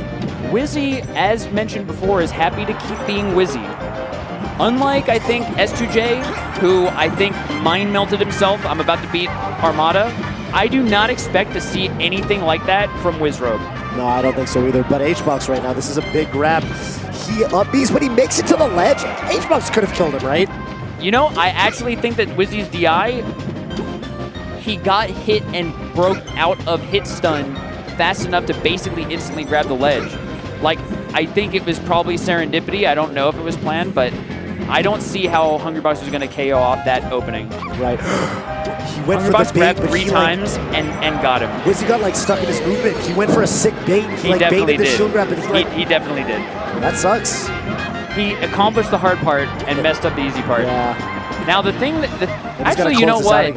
I remember watching a Wizzy versus HBox, you know, set before, and like what I noted was so cool about Wizzy's play is that, you know, you really cannot edgeguard Puff, but Wizzy would. He wants that rest. Oh, HBox is all over him right now. Does he get it? There it is. And now. So it can. Yeah, this is gonna be tough. Hungrybox pulled away with it, and this is definitely the Zangief style where as soon as HBox is getting in, Wizzy's like, it is difficult. Oh, Hungrybox! He's trying to catch it. He knows it. Wizzy wants to jump. That's how Wizzy's been playing. Jumps. Yeah. Jump and come down. Jump and mix it up. HBox is trying to up air him preemptively so he can't even. Well, Wizzy missing these techs. Oh man, 67%. You see HBox like go down for air. He almost he has to go back and get his jumps all back so he can continue the pressure. Wizzy's getting hit too much. Yeah, he really is. He doesn't have that much percent to play with, and he can't jump out of the corner. Look at HBox all over Wizzy's playstyle right now. He knows exactly what Wizzy wants, and he's not giving it to him. But Wizzy, cool, calm, collected. Oh man, that surprised me at how quickly Hungrybox. That's a stock for sure. 75%. Wow. He just got caught in the wrong spot. If Wizzy dies doing hack dashes, I'm gonna scream. Toph. Good roll. This is tense. Tense. He's got to win neutral like 10 times. Wizzy's got the stage. Oh, the fair, and he went too low. He tags, great, beautiful tag. Living. That was a crazy stop. He just Wizzy's freaking out. Wizzy's freaking out. He's freaking out. He drops it. HBox unable to punish. Where's the freaking out. Smash? I'm freaking out. Somebody tag me out. Where's Vish? Where's Fendi, dude? Put Fendi Yeah, back Fendi in. would be a professional in this moment. Yeah, he would. Hungrybox? Go taking the airspace. That's it. That should do it. HBox doesn't miss those. One more. Hungrybox over Wizrobe. Oh my god. Beautiful play by Wizrobe. But Hungrybox. The adaptation from Hungrybox to where he took a neutral game that was like confusing for him, where Wizzy brought this game plan to the table that was like, I know how your character likes to play, I know how you like to play. You like to back air, you like to keep me out, you know, horizontally. And HBox says, I'm going to get all the way in and then just up air like above you in this uncomfortable place and make you feel like you have no options. I did not see Hungrybox able to do that the last time they played, but today he came with a new game plan. Yeah, when Hungrybox got in, he made it work. He really did. I gotta take deep breaths, dude. I need a paper bag. Somebody have a paper bag. Hanzo Gonzo, you got a paper bag for me. And the reward Hungrybox gets for that is he gets to play Armada for 5th and 4th. My God. So, we're going to go over to the other side of bracket to winners. Winners finals, Leffen versus Plup. But before that, we are going to take the tiniest of breaks. And before that, I just want to say to Wizrobe, really inspired by your play. Love what you're showing us day in and day out. Yeah. This is a world where the best in the world who previously would set foot on stage, you know, take a seat, would smack people around and move on to the next round. But in 2018, people are stepping up. Swedish Delight stepping up. S2J, Wizrobe. Yep. We've got a new world. We've got really strong players, and huge shout-outs to all of them. Congratulations to them. But we're back with the top 4 players here at EVO 2018. We're going to go right into our winners finals between Plup and Leffen. Those two have played one time this year, Summit 6. Summit 6 in pools, and Leffen won. Quite convincingly, I think. That's it was like a 3-1. Plup has been, this is an interesting rivalry for a few reasons. One, you know, there was sort of this narrative for a long time of like the 5 gods of Melee, right? Mango, Mewtwo King, Armada, Hungrybox, PPMD, aka Dr. PP, as he used to be known. And Leffen and Plup were sort of the two, you know, quote-unquote, like, new gods that sort of entered that pantheon in more recent times. The two players that were able to rise up and, like, actually win majors and kind of solidify themselves within those ranks. So the fact that the two of them are in winners finals is interesting because, you know, 3 years ago this would have been unheard of. That's actually, 2 years ago. I love that, yeah, because these guys are the non-gods. And I like to use the phrase 5 gods of Melee the same way that the 5 Japanese gods of fighting games are honored throughout time. You know, regardless of changes in the meta and changes in the overall landscape of fighting games, right, those 5 players will forever be remembered as the 5 gods of fighting games. And for us, you know, I feel that we have our 5. Their legacies it cannot be challenged, no matter what happens from here on out.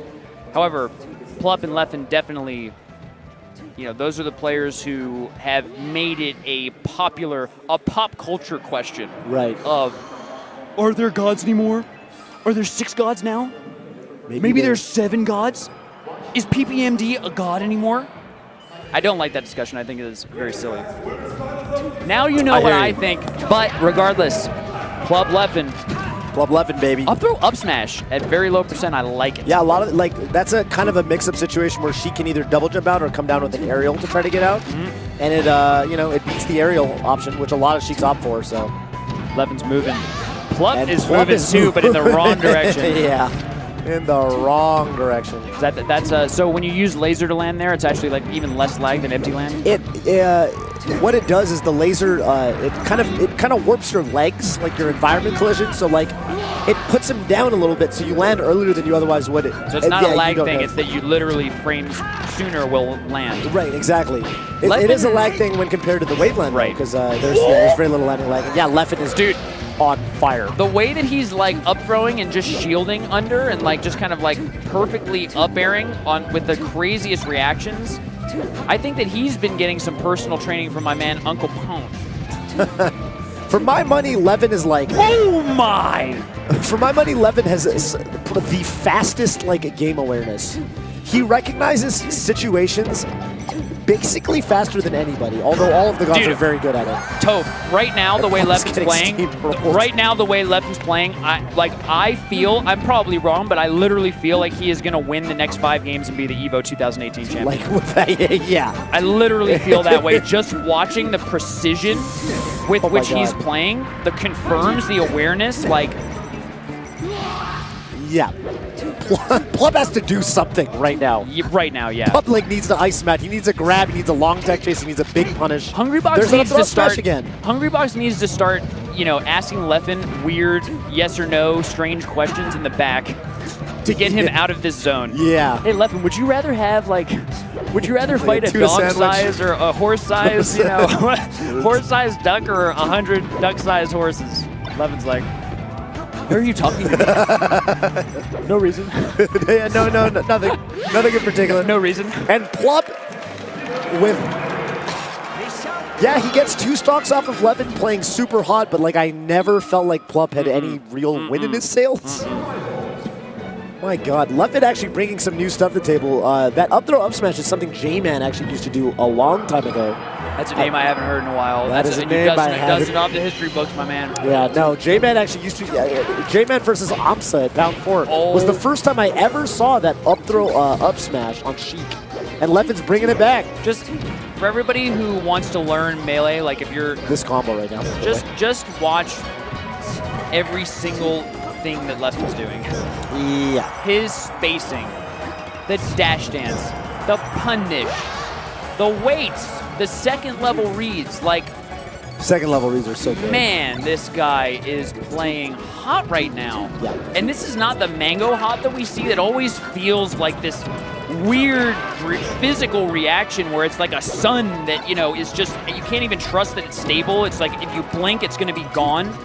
This feels like a controlled nuclear source of energy. Yeah. this is like green energy for the whole Melee planet right now. Is what beautiful by Plub. But Yeah. look at Leffen, man. And they both shield Gets drop. the smash, yeah, it got smash DI'd on, perfectly jumps. Oh, no. Levin's playing hot. Yeah, he didn't get the conversion off of that wave shine, which is like the first thing he's really flubbed. But yeah, Plub, okay. Plub needs to kill him here, and he should. This is the icing, right? This is the icing out. Like Plub needs, and maybe neither player will be iced out in this game, but you know, Plub's got to at least get it started and find ways to get it started more. Yeah. Okay, here we go. Oh no! Yeah, Leffen makes him doubt his reactions with the really slight behind DI. Makes it so ambiguous. Do I have to turn around to get the regrab, or do I stay, you know, facing forwards? Plub just wasn't ready for it. Plub's usually pretty good about that. Okay, though. that nair was the first thing that I saw Leffen do this whole time that was like really just not smart. Plub. Yeah, and Plub though, like that's an easy back air, but going for the forward air there instead, like he kind of made that more difficult than he needed to, and he didn't get the kill. So the ledge, elegant, short from Leffen, he converts into an up smash. And yeah, he's back. And Plub with no jump. Is that what I'm seeing? No. He gets down. It looked like, and you know what, to be honest, like the biggest thing to, no. He DI'd so poorly, he was trying to trip to the right. He got caught unaware. The thing that did like slow Leffen down for a moment, Oh, this is yeah, I Needle. think. Okay, all right, Wow, quick KO, and all of a sudden, like last that. stock. He tried to side B. I wonder why. Well, I was thinking maybe he could air dodge. Oh, he's still too slow. Plub is not hitting his tech chases. He got that one really good one, but this might be big for Leffen failing a shield drop. Leffen getting iced out a little bit. Yeah. But he's got the other up there. Plub with no jump, but Leffen doesn't get up there fast enough. Yeah. That could have been a double up air situation. Leffen trying to sneak his way through this wall of pressure that Plub's putting up, but Plub's got a new lease on life. Yeah. Oh, that dash attack. Oh, my. Oh, if he got the grab, that would have been big. Leffen wants to end the set, right? Leffen forced that grab. Actually, wait, no, this is 3 out of 5. I think it's 3 out of 5. Leffen wants to go up 2-0. Yeah. There it is. That might be it. Plub with no tech. Why was there no tech? Because he expected an up air, and there's the up air. I expected an up air too. Yeah. For what it's worth. Yeah. Okay. Yep. Man, Plub going down 2-0. A lot better showing from Plub that game 2 than that game 1, but you don't want to be down 2-0 against Fox. No. It was, you know, honestly, it was as soon as Plub got the first tech chase, the first good grab, that I feel like Leffen stopped playing like legitimately perfectly.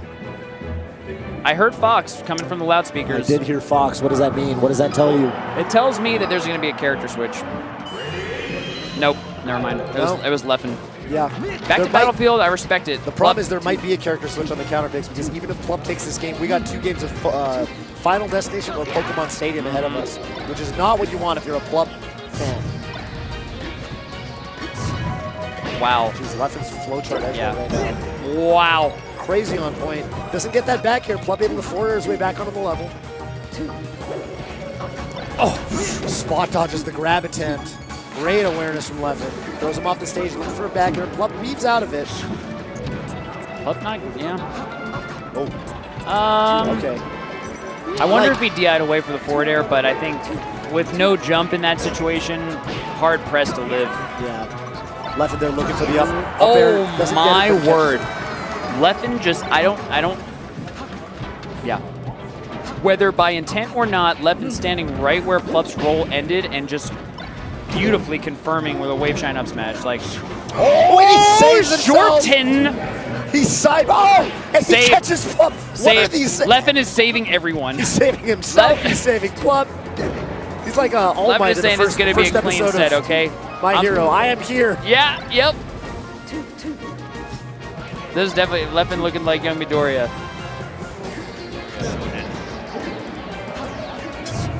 This should be an easy kill. Oh, okay, backers one more time. And the forward smash ready for the opposite tech. Oh, yeah, no jump from Plub. That's going to do it. Plub making little faces like, eh. Yeah, this is hard. Because he's been missing these tech chases, and these are tech chases he usually hits. There, he gets the down smash. I like the babysit a lot. Yeah, but that was a great recovery from Leffen, though.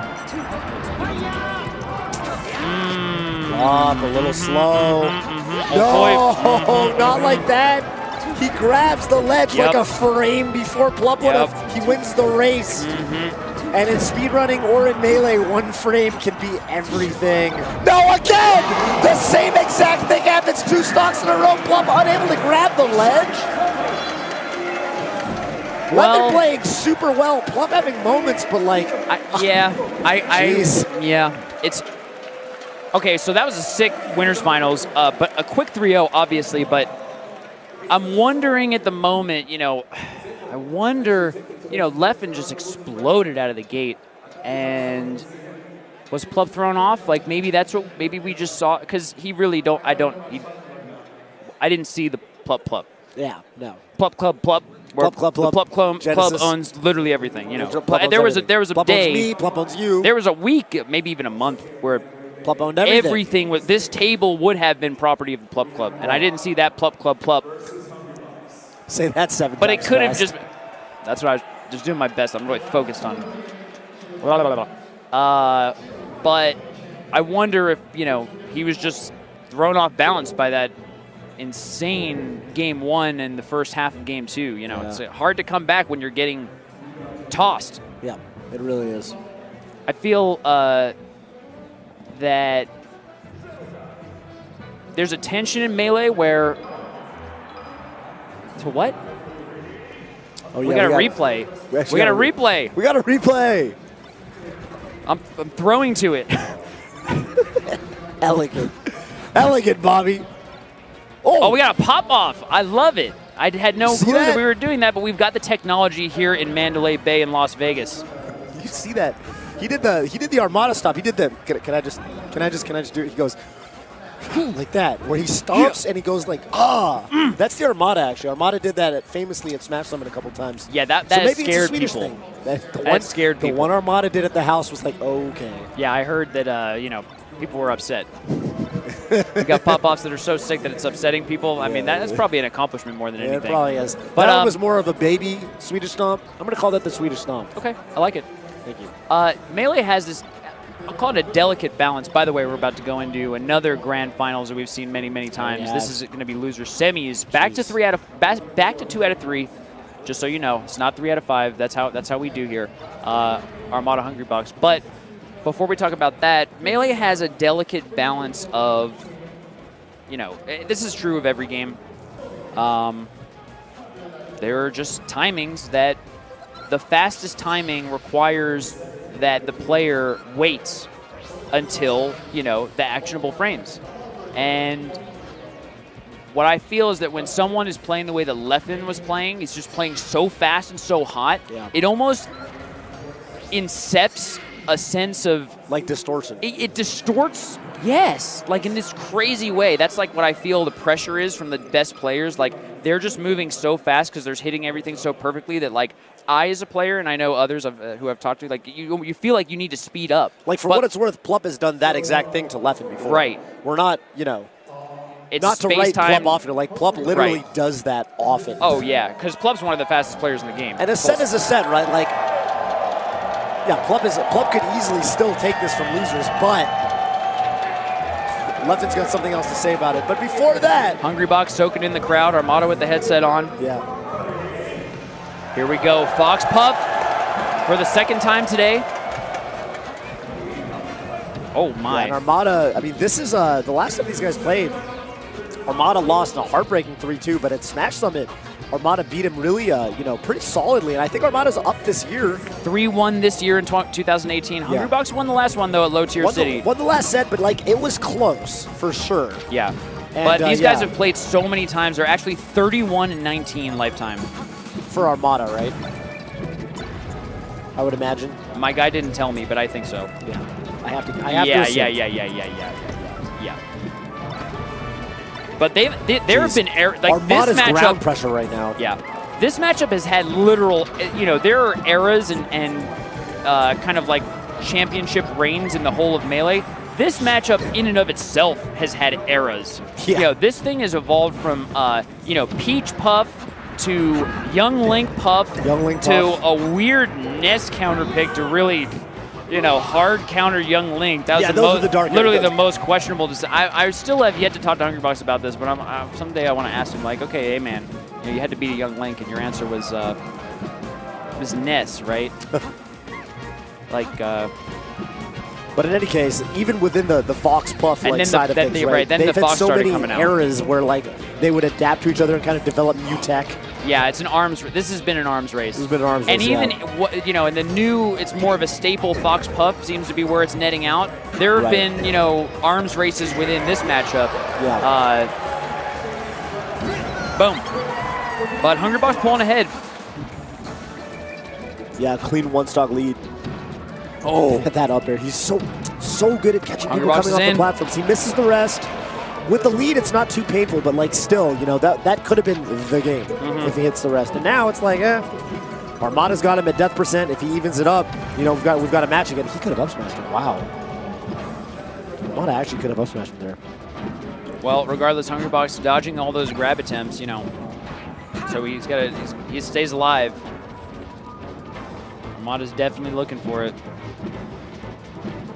Let's see how Hungrybox tries to get in, or if Armada's just content keeping him out, or if Armada's going to try to get in.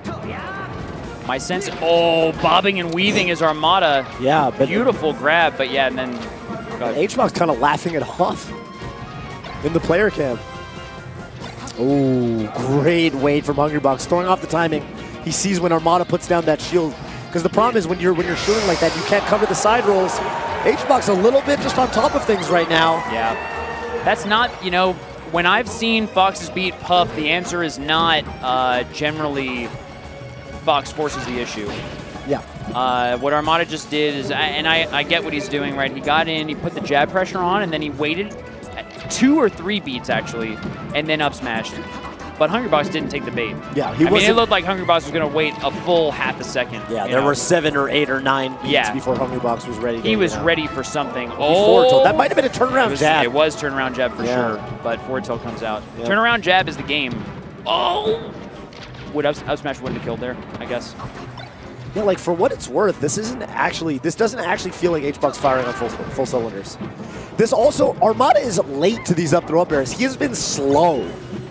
Like, he is actually doing the J-Man where he's J-Man in it and not getting up there fast enough. This is not HBox getting out. Check that video out. Yeah, that one was a heart. That was major right? beef. Yeah, that was beef. That was New England versus Tri-State back in the day. Yeah, and yeah. I mean, Armada has not, for sure, Armada has not lived like Armada this weekend. No. Losers Armada. Like, I don't know, man. But he does have the characteristic heart of the champion, the fight to the death. He really does. Unrelenting spirit, and that's something that I think defines him. Yeah. Yeah, I agree with that, but I think we're going to have to see that win the set in games 2 or 3 if Armada wants to take this. That's right, yeah. I think this game 1 might be just a little too late, Or he plays perfect for the next 50 seconds. We'll see. We'll see. Ooh, well, big back air. That's how it starts. You could always just never get hit, but I think it's over. Going into game 2. An invincible Puff, imagine if Geef was invincible. You know what I mean? I know what you mean. He got in, and it's like, you're either going to grab or you're going to do something else, and you're not going to win them all. So that time, Hungrybox lands right in front of Armada. Armada shields and just gets grabbed. That's that. Pokemon Stadium, game 2. This is once more a 2 out of 3. Armada either wins here and we go to a game 3, or we've got our top 3 and Armada's out of here at 4th.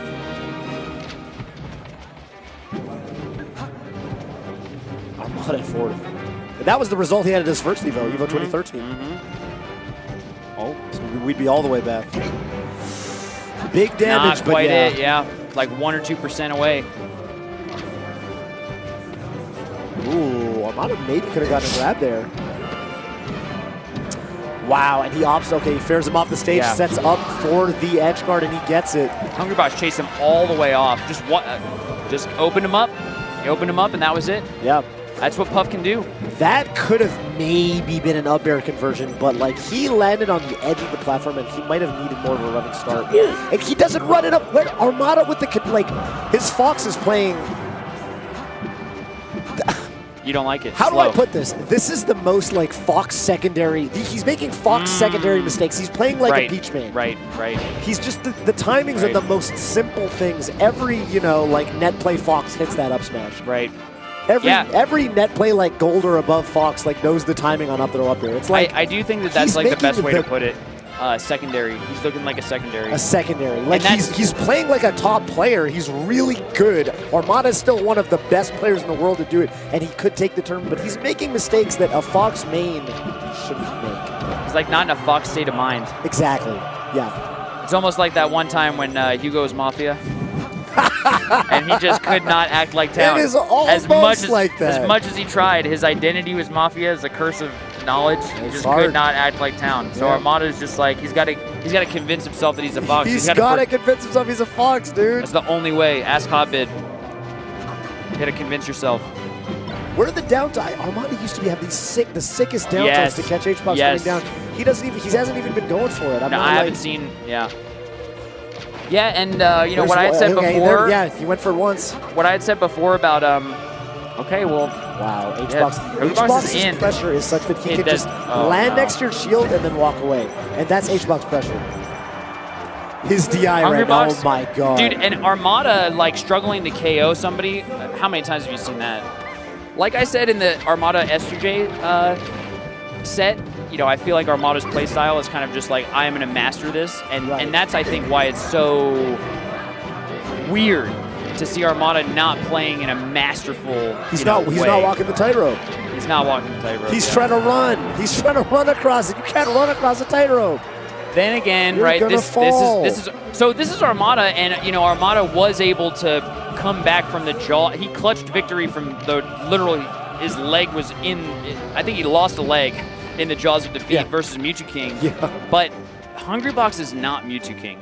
You know, there is not a world where you're down 2 stocks to 1 versus Hungrybox and you just come alive, and, you know, Hungrybox is not there to ice you out. Right. You know, you can be in the avatar state, but Hungrybox is like, you know, you got to start and finish in that state. Yeah, that's right. So if you're Armada, if you're an Armada fan, he's got to make something happen. Yeah, now's the moment to give him your energy.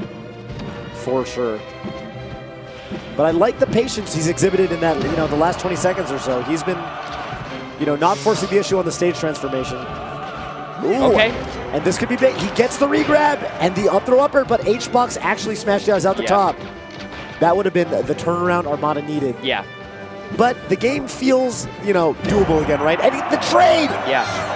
A brilliant trade, and Armada making it back. I actually don't know why that was very scary to forward B up there. Side B, whatever. Because you have more horizontal momentum before you side B than after, so it was just like, yeah. Big forward throw. Could easily be the stock. H-Box's whole style of edge guard and like Puff really makes it good. Like a good way to set up your, you know, your kind of your MO as when you're edge guarding is like you stand there, thread the side B. Okay, he's out. And then essentially once they think they have to up it, you go out there, and H-Box is just, you know, basically doing that every time. He burns him. Fox has some control over the angle. Like on Stadium, you can't go too graded in. Right. Because you'll go under, but I guess that slight mix-up in timing, like had Hungrybox forward smashing too late. I kind of think that he could have forward smashed earlier, but maybe he was thinking about FD or whatever, because FD used way more control, way more flexible timings. Okay. Oh, big up air, doesn't quite KO. And even the light back air to kind of like, to get the nick. Oh, here's the Armada, you know, anti jump around off the stage tactic. Yeah, anti-ledge stall. It's actually even harder to do right there because of the there's a little lip on the stage transformation, so you can't even run all the way up to the ledge. Somehow, some way though, he actually finds that up smash.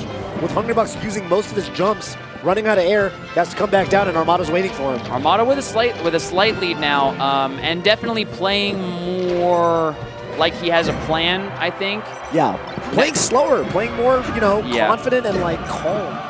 But Hungrybox has gotten literally, I think, every single edge guard versus Armada. This is going to come down to like one hit from Hungrybox or except for that burn. Great play from Armada. Yeah. Armada is one touch away from 4th place. Let's see what he can do. Hungry Box is in. Oh, a Big pound! punish. Oh, he tries Forward to air. forward him on the platform. Good idea. But he gets to reverse it so it doesn't send him forward. We're reset. Hungry Box is Oh. trying to get in. No H-Box. punish on pound. Put I a wave would- dash down. Yeah, it's tricky. Okay. Puff is more drift than it looks. I believe you. People have been trying to punish Pound, reliably for That is years. completely true. One hit, but he's not, Armada not committing enough to get opened up. But as soon as, I think his crouch cancel's almost over, right? Yeah. And once he gets knocked down, that's the start of the Hungry Vortex. Yeah, the it place is. you don't want to be. H-Box didn't turn around for the grab there. Oh Knocked my down. God. This grab, but this is a good place to be for Armada. That Yeah. cliff is going to keep him safe, even if he gets arrested. He ran across the stage and up smashed. Oh, He did it again. there, that time it made sense. Oh, and he's trying trying to hit him with something, trying to box him out. Armada, yeah, like you said, he's Heart rate up. historically good at these sort of situations. And I think if you're Armada, you probably wait. Oh my God, it's 79. 79% to 79% going into the final minute of the match on Pokemon Yeah, 54 seconds left. The clock is starting, and especially on Stadium, the clock's an issue. Stadium. If we see a timeout, I'm going to lose my mind. Prepare yourself, Toad. I think he's playing for it. I think he's playing the timer. Which one's he? There's two he's. Armada. There it gets is. it. Splash. Splash. He threatens, I feel like right there, he threatens playing the timer like, hey, you got to get a hit, H-Box. There's only 30 seconds left. And just when, H-Box kind of is convinced, yeah, okay, Armada goes and gets the craziest, because, H-Box doesn't have to land there. He's got plenty of double jumps on deck. I mean, I guess double isn't the word there. Multiple aerial jumps on deck, right? He can just drift away, but, I mean, if he's drifting away for 5 more seconds, and Armada's got the lead. Yeah. So he comes down. You might get lasered more, right? You're going to start losing ground on this new wind condition. This emergent wind condition. That is a good way to put it. That is a good way to put it. It just flowed from my brain. And then Armada says, no, just kidding. The wind condition was the same thing all along. It was the up smash. And here we are on Game 3 on Battlefield. Battlefield. So someone didn't want to go to Fountain, and H-Box said, are you cool if I go back to Battlefield? Yeah. And H-Box said that. Armada said, yeah, okay, sure. cool. Cool. Let's do it. Let's do it. Here we go, Game 3. Now, this is the finals of EVO 2016. Yep. For 4th place at 2018. Uncharacteristic Armada before, Oh my but God. The confirm and the lack of DIOA from H-Box. Why Yeah. don't you DI out there? I don't get it. yeah, I don't know. There's exactly one way you can die.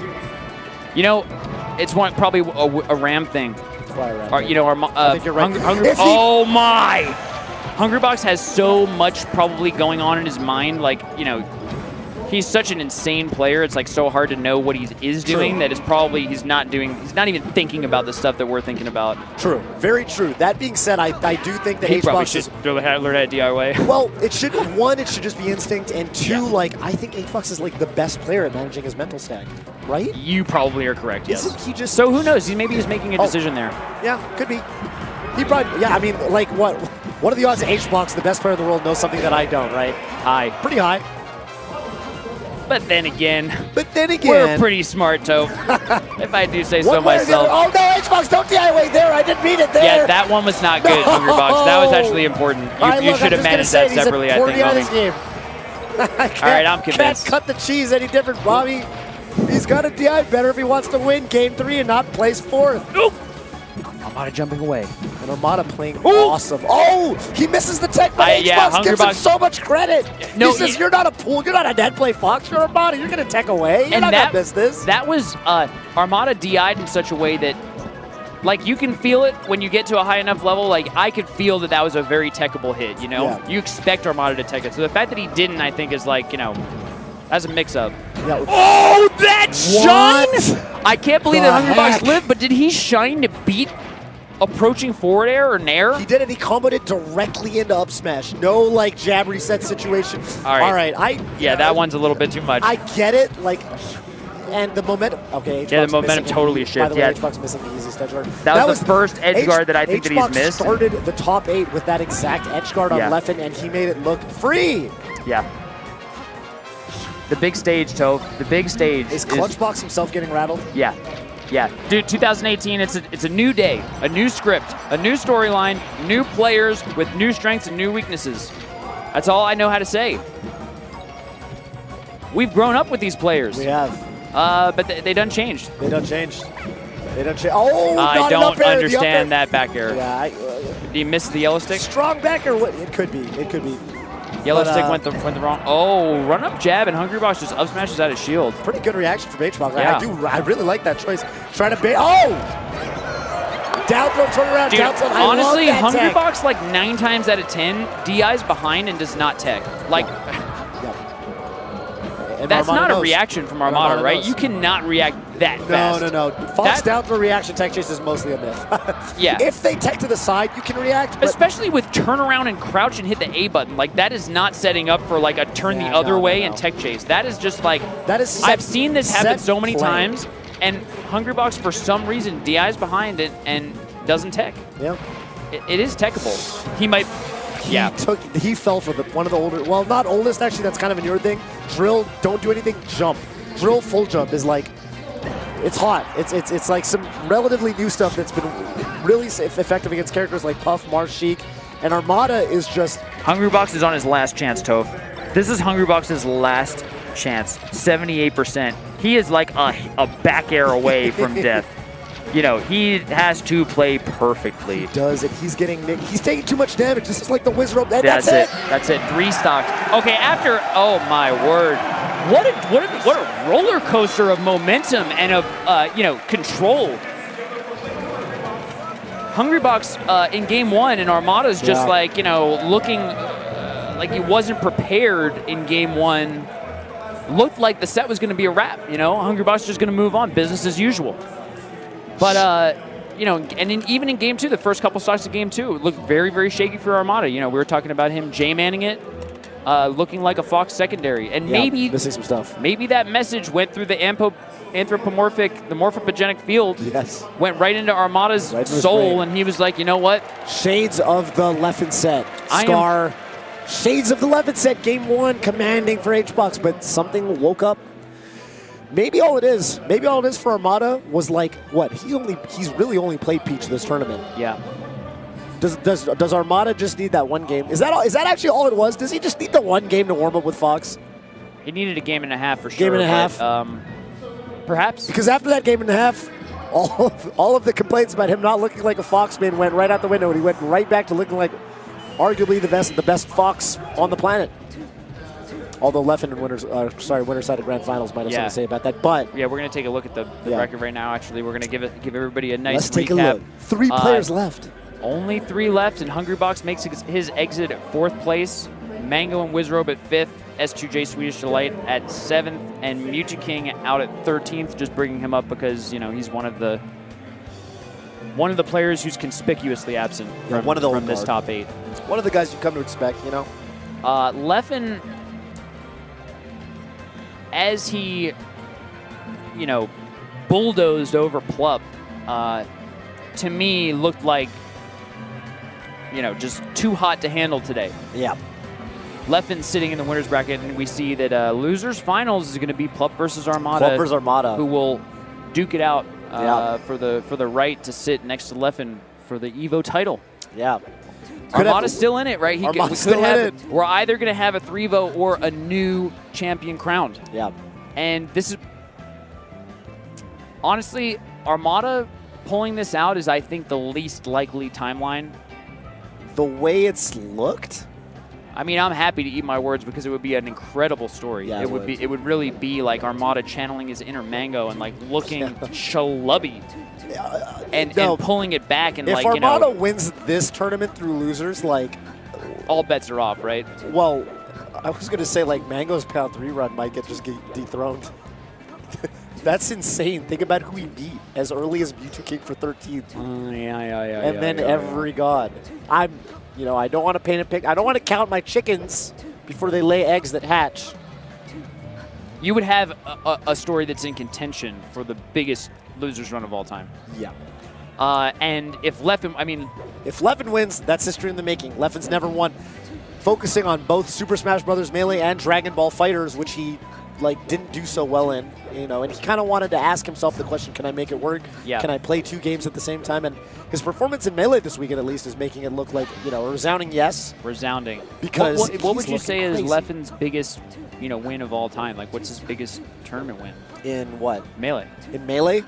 He has never won get on my level, I think, because he beat, I mean, that was impressive because he beat Hungrybox, Mewtwo King, Armada, and Mango. Yeah, so he has Leffen has the wins, right? Yeah. His resume is not to be questioned. However, it's not come together on a stage as big as this one, which arguably is the biggest stage in Melee. Right. Plub, on the other hand, you know, he did win Big House, and he won Genesis. And those are 2 huge, you know, yeah. really some of the biggest platforms Right. and pedestals that you could be on. There So this would be the was- first time for Big Leff, I think. A major of this scale, yeah. Leffen, there was, I want to say it was 2015, where he had that streak of tournaments leading up to EVO, where he was just winning. And he won like 3 big tournaments, but then he fell short at EVO itself. Yeah. But like I think he was seeded first going to that tournament. But in any case, Armada versus Plup right now, and like these guys, this is an interesting sort of dynamic too, because up until very recently, so for Plup, right, like he was looking to be basically the next Leffen, the next guy to sort of enter the pantheon of gods. You know, since Leffen, and Yeah. like the last his demon, the guy that eluded him for the longest was Armada. Yeah. Armada really he actually seemed like had a thorn in his 0 side. wins versus Armada throughout 2014, 15, and 16, where he the set count was finally- 6-0. Yeah. And since then, it's been 2-2. 2-2. They've gone- traded. Yeah. And this is actually kind of a cool set to watch too, because for whatever reason they don't play very often. Yeah. Like they don't. Just the seeding works out in such a way, or like, you know, the bracket works out in such a way that like they don't seem to play very often. They've only played 4 sets in the last 2 years. Yeah. Most recently, they met up in Summit 6. The Armada 3-0ing Plup. But before that was Genesis 5 and Winter Semis, where Plup returned the favor, 3-0'd Armada. Right. And the other interesting thing about this set is like the character swaps are very variable. Like we've seen a lot of different character choices from both of these guys. With Armada trying, you know, he used to be pretty much indomitable in Peach versus Sheik, but when Plup proved to him that he could actually take Armada's Peach, you know, he's been going Fox, but like, you know, Plup will go back and forth between Sheik and the Ditto. I suspect that like, given that Plup went solo Sheik today versus Leffen, I expect to mostly see Fox and Sheik. Because Armada hasn't, I mean, especially with the loss of to Swedish yesterday, I don't think Armada's really been feeling the Peach versus Sheik matchup that much lately, but... Yeah, so I mean, I was actually up in the hotel room watching that set with Atrioc, and you know, we both shared that moment of, oh my God, you know, Swedish Delight just chased Armada off of Peach. Like, you know, oh my God. Yeah. These are things that we really don't see. You know, we've been here with, like I said, we've been growing up with these players. We've seen them time and time again, and so there are just expectations that are created, and when they're subverted, right? When they don't play out the way that we're used to, it's just it's a big deal. It's news. Yeah, it's history. It's history for sure. It's history In a game that, you know, probably has more history than any other game at EVO. 3 out of 5 from here on out, Toph. Yeah. Ooh, That means slaps no- him away. No edge guard for you. That means no stage bans. Wow, that's fast. That's right. That means no stage bans, and that means a little bit more test of consistency. Yep. Wow, that down tilt. Okay. I respect it. Yeah, dude, Plup looks like... He looks like he's here to work. Oh, that back air. That's such a shut up, get off me back air. Yeah, it's a good way to put it. Just nicks him with the nair, and just it's like such an instant read of movement, you know, and putting a hitbox right where you want to be. Yeah, Armada going a little too high. He double So jumped. hard to tech. Oh, but no follow-up. Very, yeah. Yep. I would have guessed that Plup would have guessed that Armada's just going to miss a tech. Maybe that was a case of lots of respect. Could be. Oh, that down. No, that's not going to work. That is not going to. That is a lazy I don't edge think guard. so. He did turn around down smash, which almost makes me feel like he was thinking some scar jump. You wish. Right, that was better. You wish. That one was good enough. There are, I bet, situations where she could be scar jumping first box, though. I bet. No, absolutely. Wall double slap. Dynasty. All over him. Yep. Armada trying to catch him coming down. You're actually Just watching this, you're able to see the difference in style, by the way, between Armada and Leffen, right? Yeah, the move choices, the way they position themselves, the way they do their follow-ups. Club with the lead for the first, what feels like the first time all top 8, yeah, right? first time in a while. Yeah. And he wants to make this tech chase count, but he's still not hitting his tech chases. It's a hard reaction for sure. It's one of the hardest things to do in the game. It's simple but difficult. Oh, interesting choice there with Armada back airing and back off stage. Plup could have teched that. I really feel like the choice is to just wave shine up smash or even just charge it and up smash, but he gets the job done one way or the other. Plup has to up B now. Armada chasing him, baits him onto the platform, gets an up air launcher. Is he gonna close it out, or will Randall have something to say about it? No. I think that was quite smart by Plup to just go for the stage. The stage? Not for Randall. Randall adds that extra little thing to the mental stack. Yeah, where it's like, right. Yeah, you might go for it. And I think not going for it, it's like going for it is the... Oh, Plup. Yeah, being quiet, I hold my breath. One up throw up air where there it is. Or just Armada brought it back. Bobby, while we have a moment between games, can I tell you about the dirtiest thing anyone's ever done to me? Please. Silent Spectre, man who beat Armada in 2009. That's right. Amazing legendary Falcon. We were playing a friendly one time. And I was edge guarding him on Yoshi's story, and Randall was there, and he goes, ooh, the cloud. And then he uppies onto the level. Wow. And I go and I try to edge guard the cloud, and I pause again, I'm like, wow. Jerk. I can't believe you said, ooh, the cloud. He got you with the out-of-game. The out-of-game mix-up, dude. That was the magician's sleight of hand. There was. Plup should have done that. Maybe it doesn't work because of the sick Astro Gaming headsets. Yeah, but, you probably. Clean first off. Here's what I will say, and please correct me if I'm wrong. I would love to. I don't like Plup's recovery. I feel that he is double jumping in like questionable spots. Like there's just strictly better, you know, just double jump, grab the ledge, sweet spot stuff, and he's kind of like challenging with these from off stage kind of like fight back. Right. That stuff that, you know, I know it's bad because it's what I do. Whenever I see top players do what I would do, I always think to myself, uh-oh, you know, alarm bells. Right. Because it's basically, those are the classic baits that I don't have the discipline to, you know, not go for. Yeah. But like versus Armada, yes, he's constantly, you know, setting up baits, and he's going to punish you if you go for it. Right. So, yeah, I don't know. Like, no jump. You see what I mean? Like that what is oh, this no forward air? jump. Right. No, I agree. It feels like Plup's just forcing it a little bit, where he's just so good, you know, his game is to outmaneuver, you know, to find hits from superior speed and positioning, you know. And it feels like he's trying to force things. I do also feel like you used a phrase earlier that I really like, I'm going to steal, which is like level 2, you call it like level 2 reads? Yeah, second level. Second layer, second level reads. Like Armada's been doing a lot of that, where he'll like bait him, like make it look like he's going to jump on a ledge, then just jump onto the stage, and like Plup hasn't really caught on to those situations. Yep, mistech. Yeah, but that down smash a little preemptive. Armada just slides to the ledge. Oh, let it rip. Yeah. Big grab for Armada. If Armada gets another up throw up air, like, oh, that hurts for sheep. Oh! There's a beautiful shine stall by Armada, but and also like just what Plup was, you know, Plup's awareness to do that up tilt was so dope. Yeah. Plup covered, it looked like everything there. You know, he was positioned to react. Very beautiful. Yep. But still down in this game too. And Armada's like playstyle right now fast. is overshoot. It's run in and do damage. Like he Armada's right playing there. so aggressive. Right, he's gonna DI in probably. Oh, he DIs out. Okay. Plup is so fast. Run off up air into another up air. That was actually a crazy punish. I thought it would kill, but it doesn't. It's kind of funny. It's Fox almost saying, "Hey, let me show you how to do that." Let me show you. Yeah, let me show you whose up air is better. You know, I like what you did there, but check it. You can't beat Fox's up air unless you're Bowser. Bowser, the actual strongest up air in the game. But he's definitely not comboing it from the ground to a regrettable character. Yeah. He's definitely not doing the stuff Fox is doing. And we got a last stock. Plup's got the tech chase. Oh, and he misses it. Plup, no, not like this. And Armada. Plup jumps. Oh, that's it. He hit. That was like a falling up air, right? He milked the hit stun. Yeah. Armada beautifully used the hit stun on, I believe it was the third up air. He didn't do like the quickest possible up air. He did a late one. I think it was even second hit only. Armada actually showed the world how to do that, for what it's worth. Like Armada and falling up airs, like kind of go hand in hand. Armada, the two things he brought to the table in like the Fox Punish game is the Armada Shine and the falling up air. One wonders if one wonders if he was watching his Bobby Scar videos, thinking like, man, Scar really uses the delayed Falcon aerials.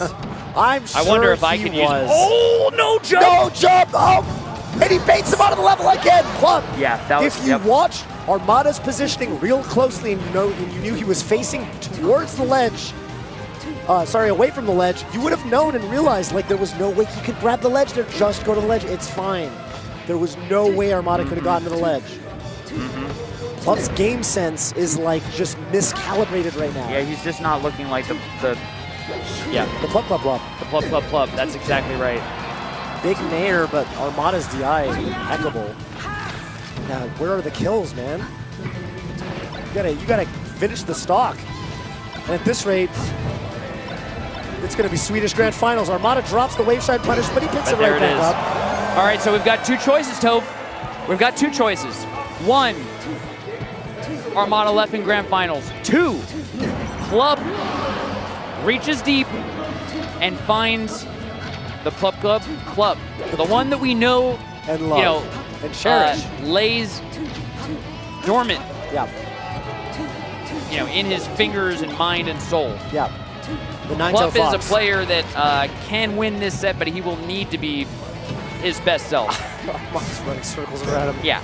This stock, maybe next stock. Okay, like I said, man, see? I think it's option one, dude. The game sense. I think it's option one.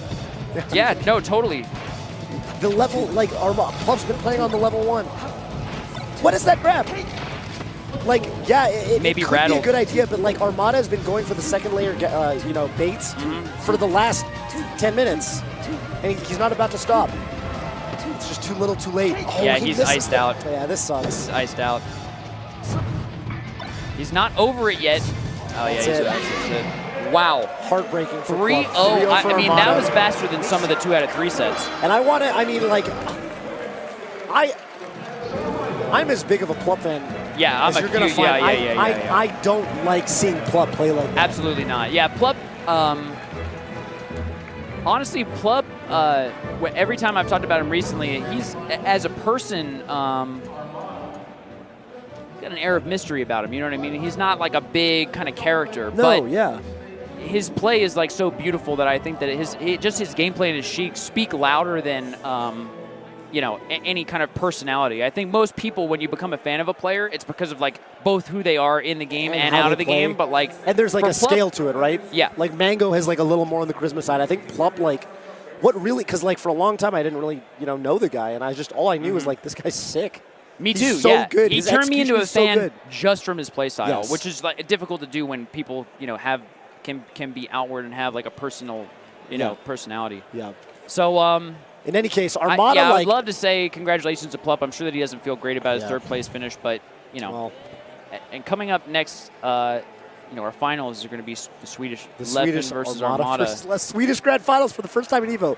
Before we do anything else, I also do want to say, I mean, we talked a lot about Plup right there, but like, props to Armada. Armada is on fire. Yeah. Armada's on fire. Levin is on fire, but like if Armada plays the way he played and Levin plays the way he played, we're gonna have one hell of a way or the finals. other, one hell of a Grand Finals. But before that, real quick, we're gonna go to. Yeah, I just got word. Yeah, we just have a quick thank you video actually from Nintendo that we're just gonna bring to you guys real quick. So let's check it out. Let's check it out. Yeah.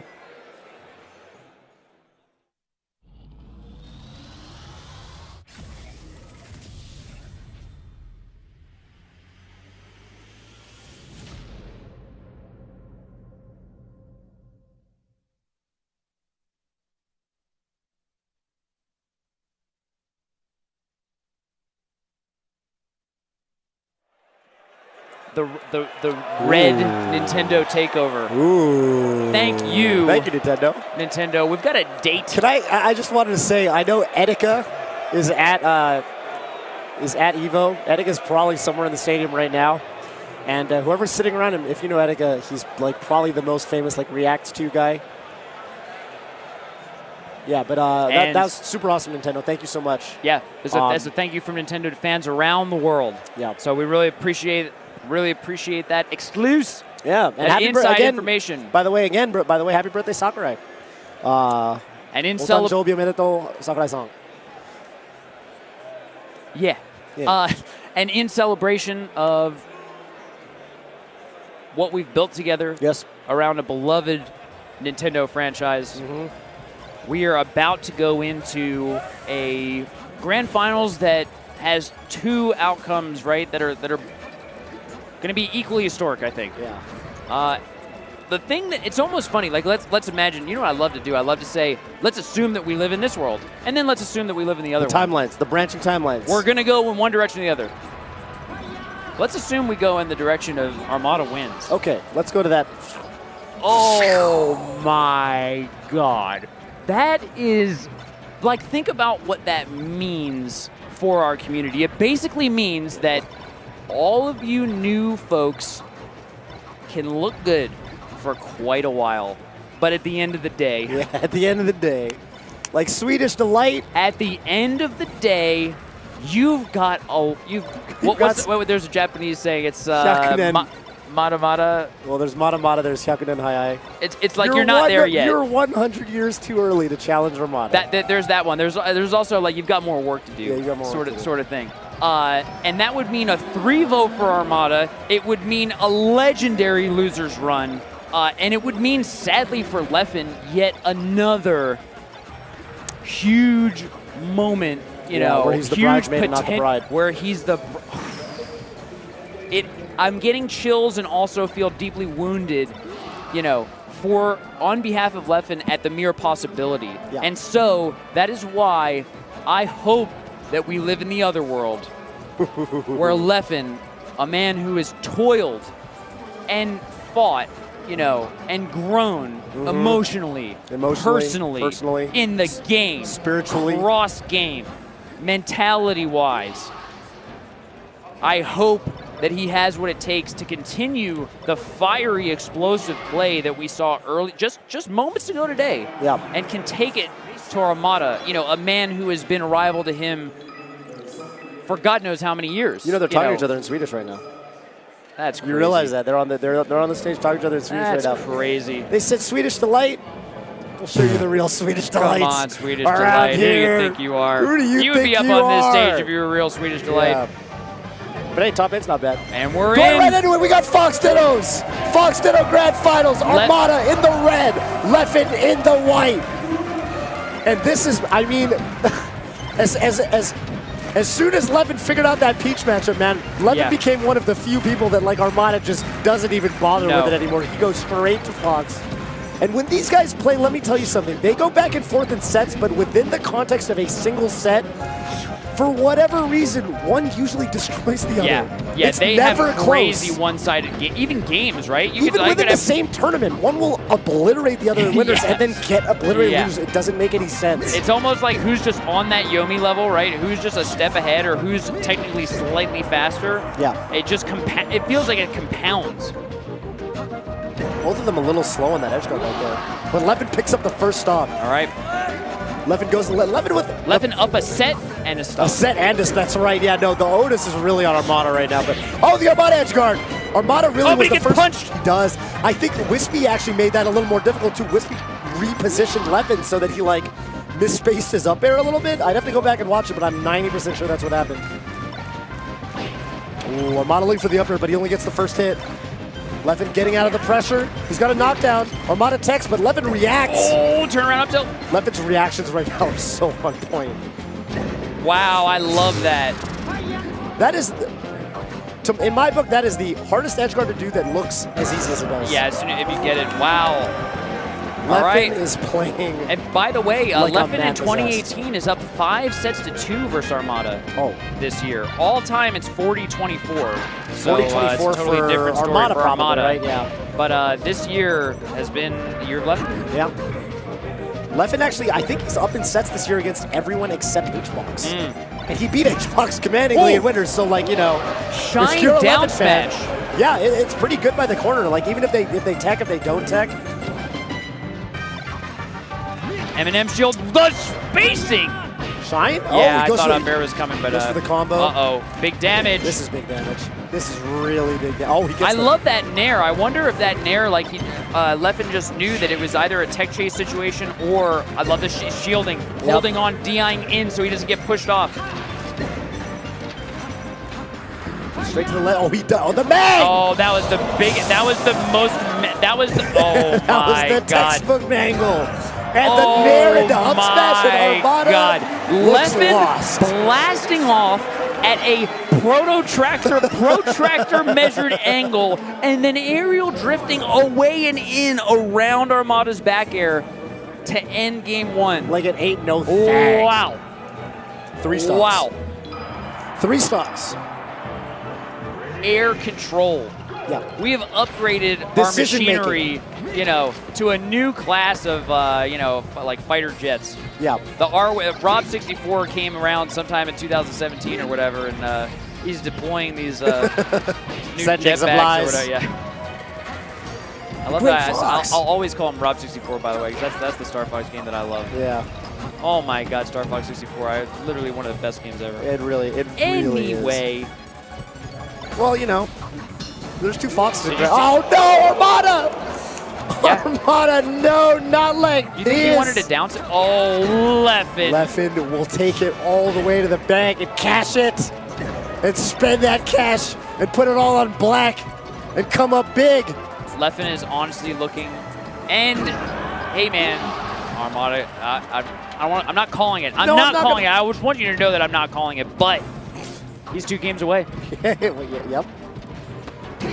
He's 2 games away, and the way that he's playing right now, that's the path we're going. Bobby, that was a read. That up smash was a read. I know a read when I see one. I believe you as much. Dude, if he Leffen is just on top of our. He just. Oh my God! These. The how do you is deal? Oh my God! These follow-ups are unreal. They're unreal. They're actually unreal. Perfect power shield. He's just playing too good. Spacing. Okay, Armada gets an opening. Where's the confirm? Dude, Where's he's the... got. All right. Okay. Fine. Made it work.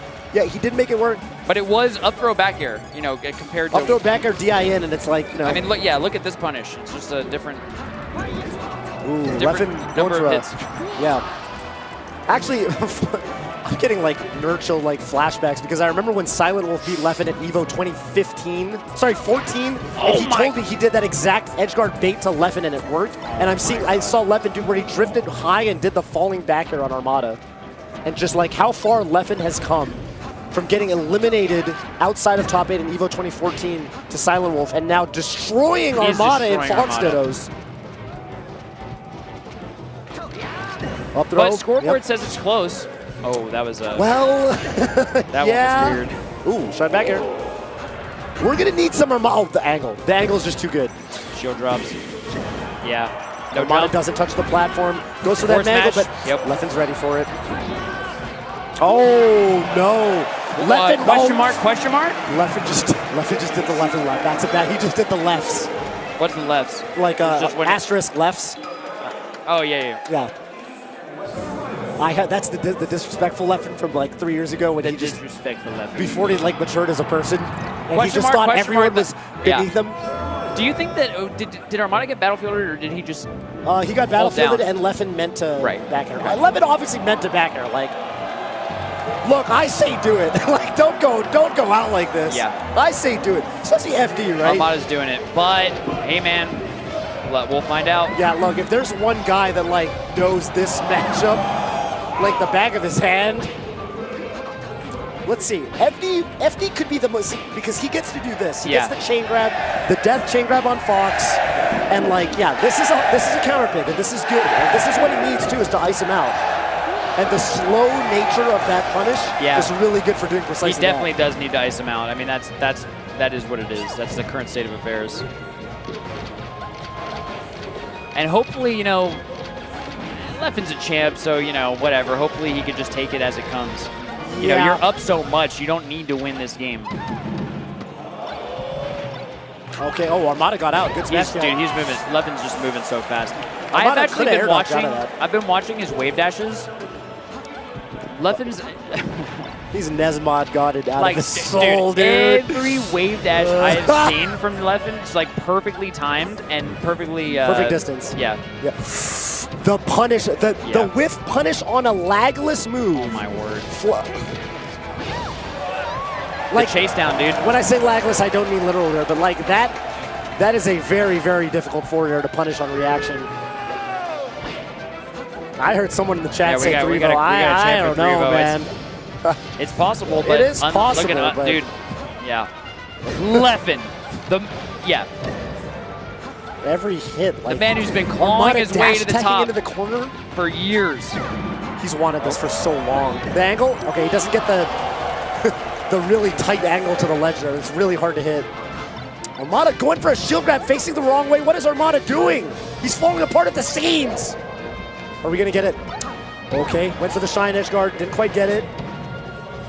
But to this point, Leffen looking for a roll or something. He doesn't bite. Dash. Oh, sorry, down smash not connecting. Okay, Armada, as how do I put it? Like, as shaky as he's looked, he has not fallen to anyone all weekend. He's come to this point multiple times. Yeah. Versus the best players, period, in the world. Yet we are still playing more melee. This is Armada's last stock. Will he come alive, or is Leffen too powerful? The next moments are going to tell us everything. That's right. Leffen gets one more bit. Wave the perfect ledge rush into up tilt. He gets 2. Armada's able to nair out of it. Leffen goes to the ledge, and Armada gives him it. That would have, oh my God.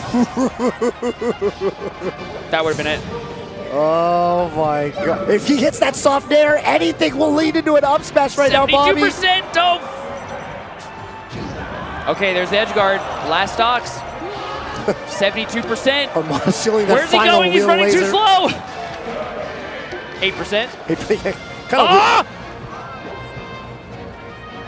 Armada has no shield. Armada has Leffen absolutely tearing through everyone today, Toph.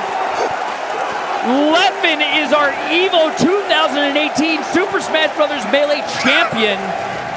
Hello, Ben.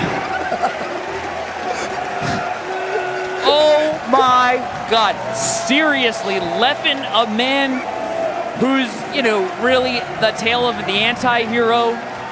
That he is the Venom, in the Spider-Man series, where he starts out as the villain, the symbiote suit, has a change of heart. Eddie Brock ends up being an unlikely ally. Cool guy.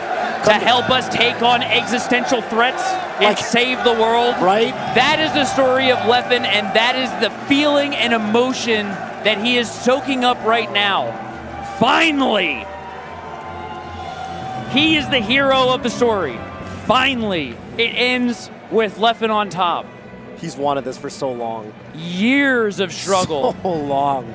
And familiar faces and situations, where it just has slipped through his fingertips like grains of sand. But finally it has form, and it's going to look like an EVO trophy. Oh my God. One of the most prized possessions for any melee fighter. By the way, what a way to do it. 2-1 over Hungrybox. Dude. Yeah, drops the first game, and that was the last game he would drop all top 8. Yeah. With a clean 3-0 over Plup and a clean 3-0. I make some good calls every once in a while, but I got to say that game 1 versus Plup, Bobby Scar had a premonition. You did. And what a call that was. What a premonition that was. Leffen today was unquestionably the best player in the world and the best player in the room. Just saying. Sometimes people say, hey, Bobby Scar, I don't think that you know much about the game. You're out of touch. I don't think that you're actually that good as a player. I don't think so. Fendi, 5-2, clean. Leffen called it early on. Just saying. Didn't drop a game. Are you really putting Leffen's top 8 victory in EVO? I am just putting it into a broader context for the viewers. That's just right. to make That's a broader right. point. This is a discussion I've been having with the people for years. They know. They all know. Wow. Leffen. Armada. Plup. Hungrybox. Hungrybox. Mango and Wizzy. Wizrobe. S2J, Swedish Delight. Swedish Delight. The 8 best players in Super Smash Bros. Melee this weekend in Las Vegas. Thank you so much for spending the time with us. We're going to check out the awards with the players on the stage. Bobby Scar. Toph, signing out. Love you guys. Ladies and gentlemen, give it up for your EVO 2018 Melee Top 8. In 7th place, make some noise for Swedish Delight.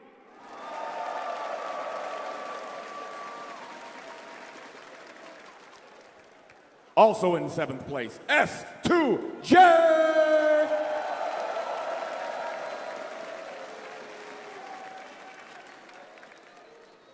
In 5th place, you know him, it's Mango.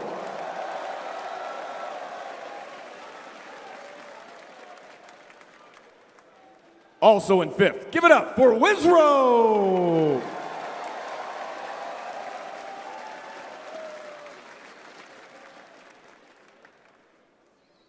In 4th place, make some noise for Hungry Box.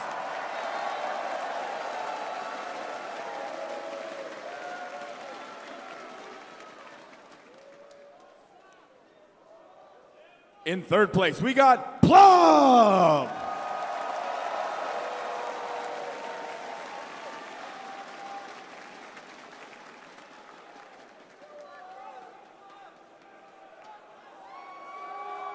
In 2nd place, Armada.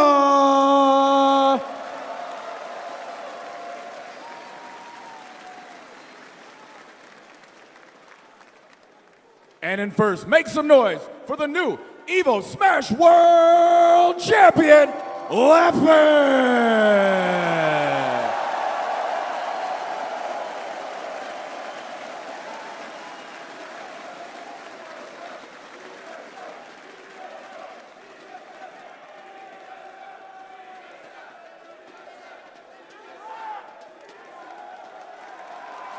Give it up for all the competitors.